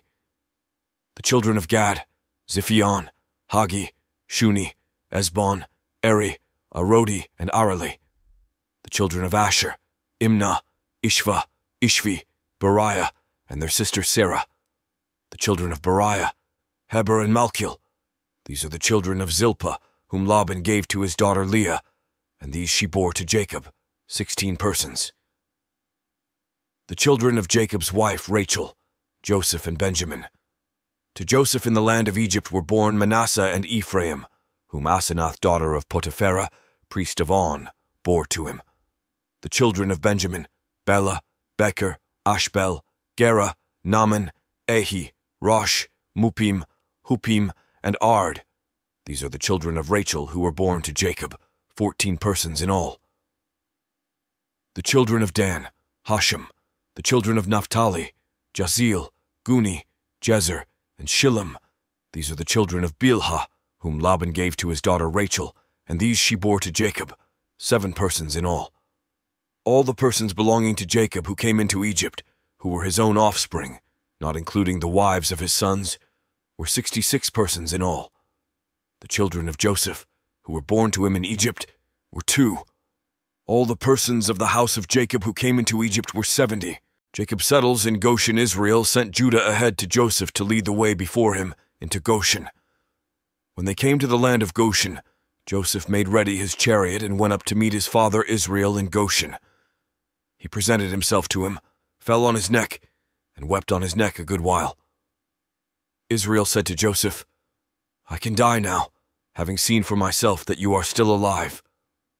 Joseph said to his brothers and to his father's household, "I will go up and tell Pharaoh, and will say to him, 'My brothers and my father's household who were in the land of Canaan have come to me. The men are shepherds, for they have been keepers of livestock, and they have brought their flocks and their herds and all that they have.' When Pharaoh calls you and says, 'What is your occupation?' you shall say, 'Your servants have been keepers of livestock from our youth even until now, both we and our ancestors, in order that you may settle in the land of Goshen, because all shepherds are abhorrent to the Egyptians.'" Genesis chapter 47.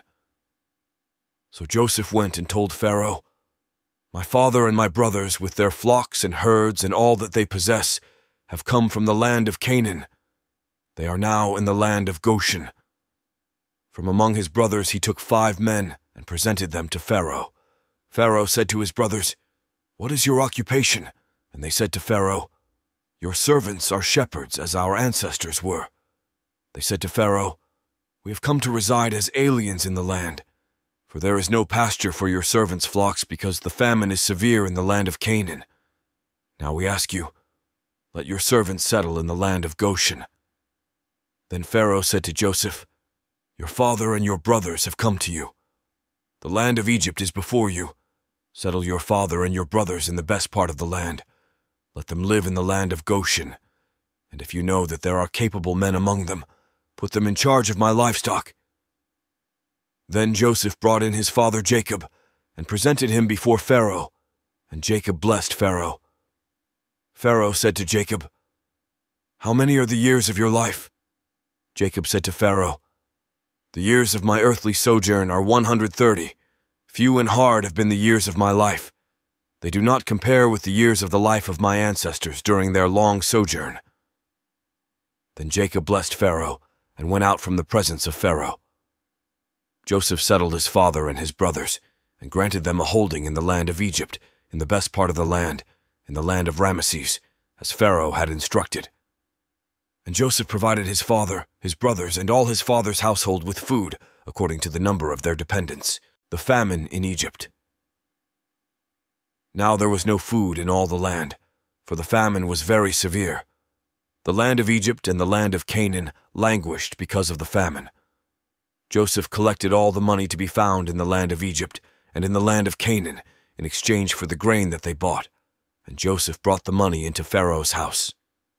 When the money from the land of Egypt and from the land of Canaan was spent, all the Egyptians came to Joseph and said, "Give us food. Why should we die before your eyes? For our money is gone." And Joseph answered, "Give me your livestock, and I will give you food in exchange for your livestock if your money is gone." So they brought their livestock to Joseph, and Joseph gave them food in exchange for the horses, the flocks, the herds, and the donkeys. That year he supplied them with food in exchange for all their livestock. When that year was ended, they came to him the following year and said to him, "We cannot hide from my lord that our money is all spent, and the herds of cattle are my lord's. There is nothing left in the sight of my lord but our bodies and our lands. Shall we die before your eyes, both we and our land? Buy us and our land in exchange for food. We with our land will become slaves to Pharaoh. Just give us seed, so that we may live and not die, and that the land may not become desolate." So Joseph bought all the land of Egypt for Pharaoh. All the Egyptians sold their fields because the famine was severe upon them, and the land became Pharaoh's. As for the people, he made slaves of them from one end of Egypt to the other. Only the land of the priests he did not buy, for the priests had a fixed allowance from Pharaoh, and lived on the allowance that Pharaoh gave them. Therefore they did not sell their land. Then Joseph said to the people, "Now that I have this day bought you and your land for Pharaoh, here is seed for you. Sow the land. And at the harvest you shall give 1/5 to Pharaoh, and 4/5 shall be your own, as seed for the field, and as food for yourselves and your households, and as food for your little ones." They said, "You have saved our lives. May it please my lord, we will be slaves to Pharaoh." So Joseph made it a statute concerning the land of Egypt, and it stands to this day, that Pharaoh should have the 5th. The land of the priests alone did not become Pharaoh's. The last days of Jacob. Thus Israel settled in the land of Egypt, in the region of Goshen, and they gained possessions in it, and were fruitful and multiplied exceedingly. Jacob lived in the land of Egypt 17 years. So the days of Jacob, the years of his life, were 147 years. When the time of Israel's death drew near, he called his son Joseph and said to him, "If I have found favor with you, put your hand under my thigh and promise to deal loyally and truly with me. Do not bury me in Egypt. When I lie down with my ancestors, carry me out of Egypt and bury me in their burial place." He answered, "I will do as you have said." And he said, "Swear to me." And he swore to him. Then Israel bowed himself on the head of his bed. Genesis chapter 48. Jacob blesses Joseph's sons. After this Joseph was told, "Your father is ill." So he took with him his 2 sons, Manasseh and Ephraim. When Jacob was told, "Your son Joseph has come to you," he summoned his strength and sat up in bed. And Jacob said to Joseph, "God Almighty appeared to me at Luz in the land of Canaan, and he blessed me and said to me, 'I am going to make you fruitful and increase your numbers. I will make of you a company of peoples and will give this land to your offspring after you for a perpetual holding. Therefore your 2 sons, who were born to you in the land of Egypt before I came to you in Egypt, are now mine. Ephraim and Manasseh shall be mine, just as Reuben and Simeon are. As for the offspring born to you after them, they shall be yours. They shall be recorded under the names of their brothers with regard to their inheritance. For when I came from Paddan, Rachel alas died in the land of Canaan on the way, while there was still some distance to go to Ephrath, and I buried her there on the way to Ephrath, that is, Bethlehem. When Israel saw Joseph's sons, he said, "Who are these?" Joseph said to his father, "They are my sons, whom God has given me here." And he said, "Bring them to me, please, that I may bless them." Now the eyes of Israel were dim with age, and he could not see well. So Joseph brought them near him, and he kissed them and embraced them. Israel said to Joseph, "I did not expect to see your face, and here God has let me see your children also." Then Joseph removed them from his father's knees, and he bowed himself with his face to the earth. Joseph took them both, Ephraim in his right hand toward Israel's left, and Manasseh in his left hand toward Israel's right, and brought them near him. But Israel stretched out his right hand, and laid it on the head of Ephraim, who was the younger, and his left hand on the head of Manasseh, crossing his hands, for Manasseh was the firstborn. He blessed Joseph and said, "The God before whom my ancestors Abraham and Isaac walked, the God who has been my shepherd all my life to this day, the angel who has redeemed me from all harm, bless the boys, and in them let my name be perpetuated, and the name of my ancestors Abraham and Isaac, and let them grow into a multitude on the earth." When Joseph saw that his father laid his right hand on the head of Ephraim, it displeased him. So he took his father's hand to remove it from Ephraim's head to Manasseh's head. Joseph said to his father, "Not so, my father. Since this one is the firstborn, put your right hand on his head." But his father refused and said, "I know, my son, I know. He also shall become a people, and he also shall be great. Nevertheless his younger brother shall be greater than he, and his offspring shall become a multitude of nations." So he blessed them that day, saying, "By you Israel will invoke blessings, saying, God make you like Ephraim and like Manasseh." So he put Ephraim ahead of Manasseh. Then Israel said to Joseph, "I am about to die, but God will be with you and will bring you again to the land of your ancestors. I now give to you one portion more than to your brothers, the portion that I took from the hand of the Amorites with my sword and with my bow." Genesis chapter 49. Jacob's last words to his sons. Then Jacob called his sons and said, "Gather around that I may tell you what will happen to you in days to come. Assemble and hear, O sons of Jacob. Listen to Israel, your father. Reuben, you are my firstborn, my might and the first fruits of my vigor, excelling in rank and excelling in power.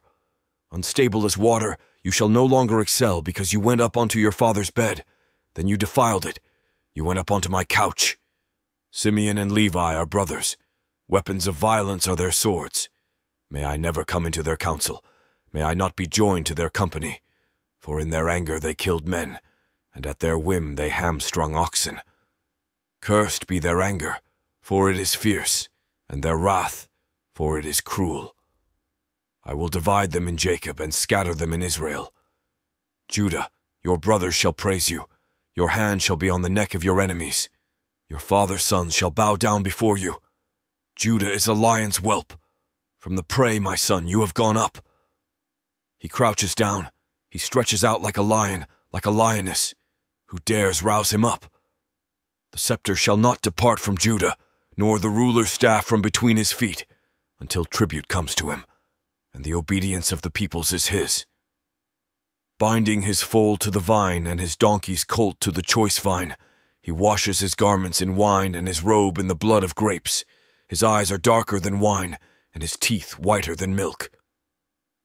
Zebulun shall settle at the shore of the sea. He shall be a haven for ships, and his border shall be at Sidon.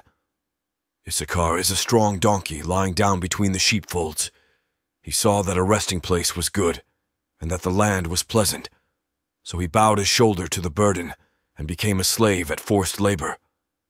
Dan shall judge his people as one of the tribes of Israel. Dan shall be a snake by the roadside, a viper along the path, that bites the horse's heels so that its rider falls backward. I wait for your salvation, O Lord. Gad shall be raided by raiders, but he shall raid at their heels. Asher's food shall be rich, and he shall provide royal delicacies. Naphtali is a doe let loose that bears lovely fawns. Joseph is a fruitful bough by a spring. His branches run over the wall. The archers fiercely attacked him. They shot at him and pressed him hard. Yet his bow remained taut, and his arms were made agile by the hands of the mighty one of Jacob, by the name of the shepherd, the rock of Israel, by the God of your father, who will help you, by the Almighty who will bless you with blessings of heaven above, blessings of the deep that lies beneath, blessings of the breasts and of the womb. The blessings of your father are stronger than the blessings of the eternal mountains, the bounties of the everlasting hills. May they be on the head of Joseph, on the brow of him who was set apart from his brothers. Benjamin is a ravenous wolf, in the morning devouring the prey, and at evening dividing the spoil. All these are the 12 tribes of Israel, and this is what their father said to them when he blessed them, blessing each one of them with a suitable blessing. Jacob's death and burial. Then he charged them, saying to them, I am about to be gathered to my people. Bury me with my ancestors, in the cave in the field of Ephron the Hittite, in the cave in the field at Machpelah, near Mamre, in the land of Canaan, in the field that Abraham bought from Ephron the Hittite as a burial site. There Abraham and his wife Sarah were buried.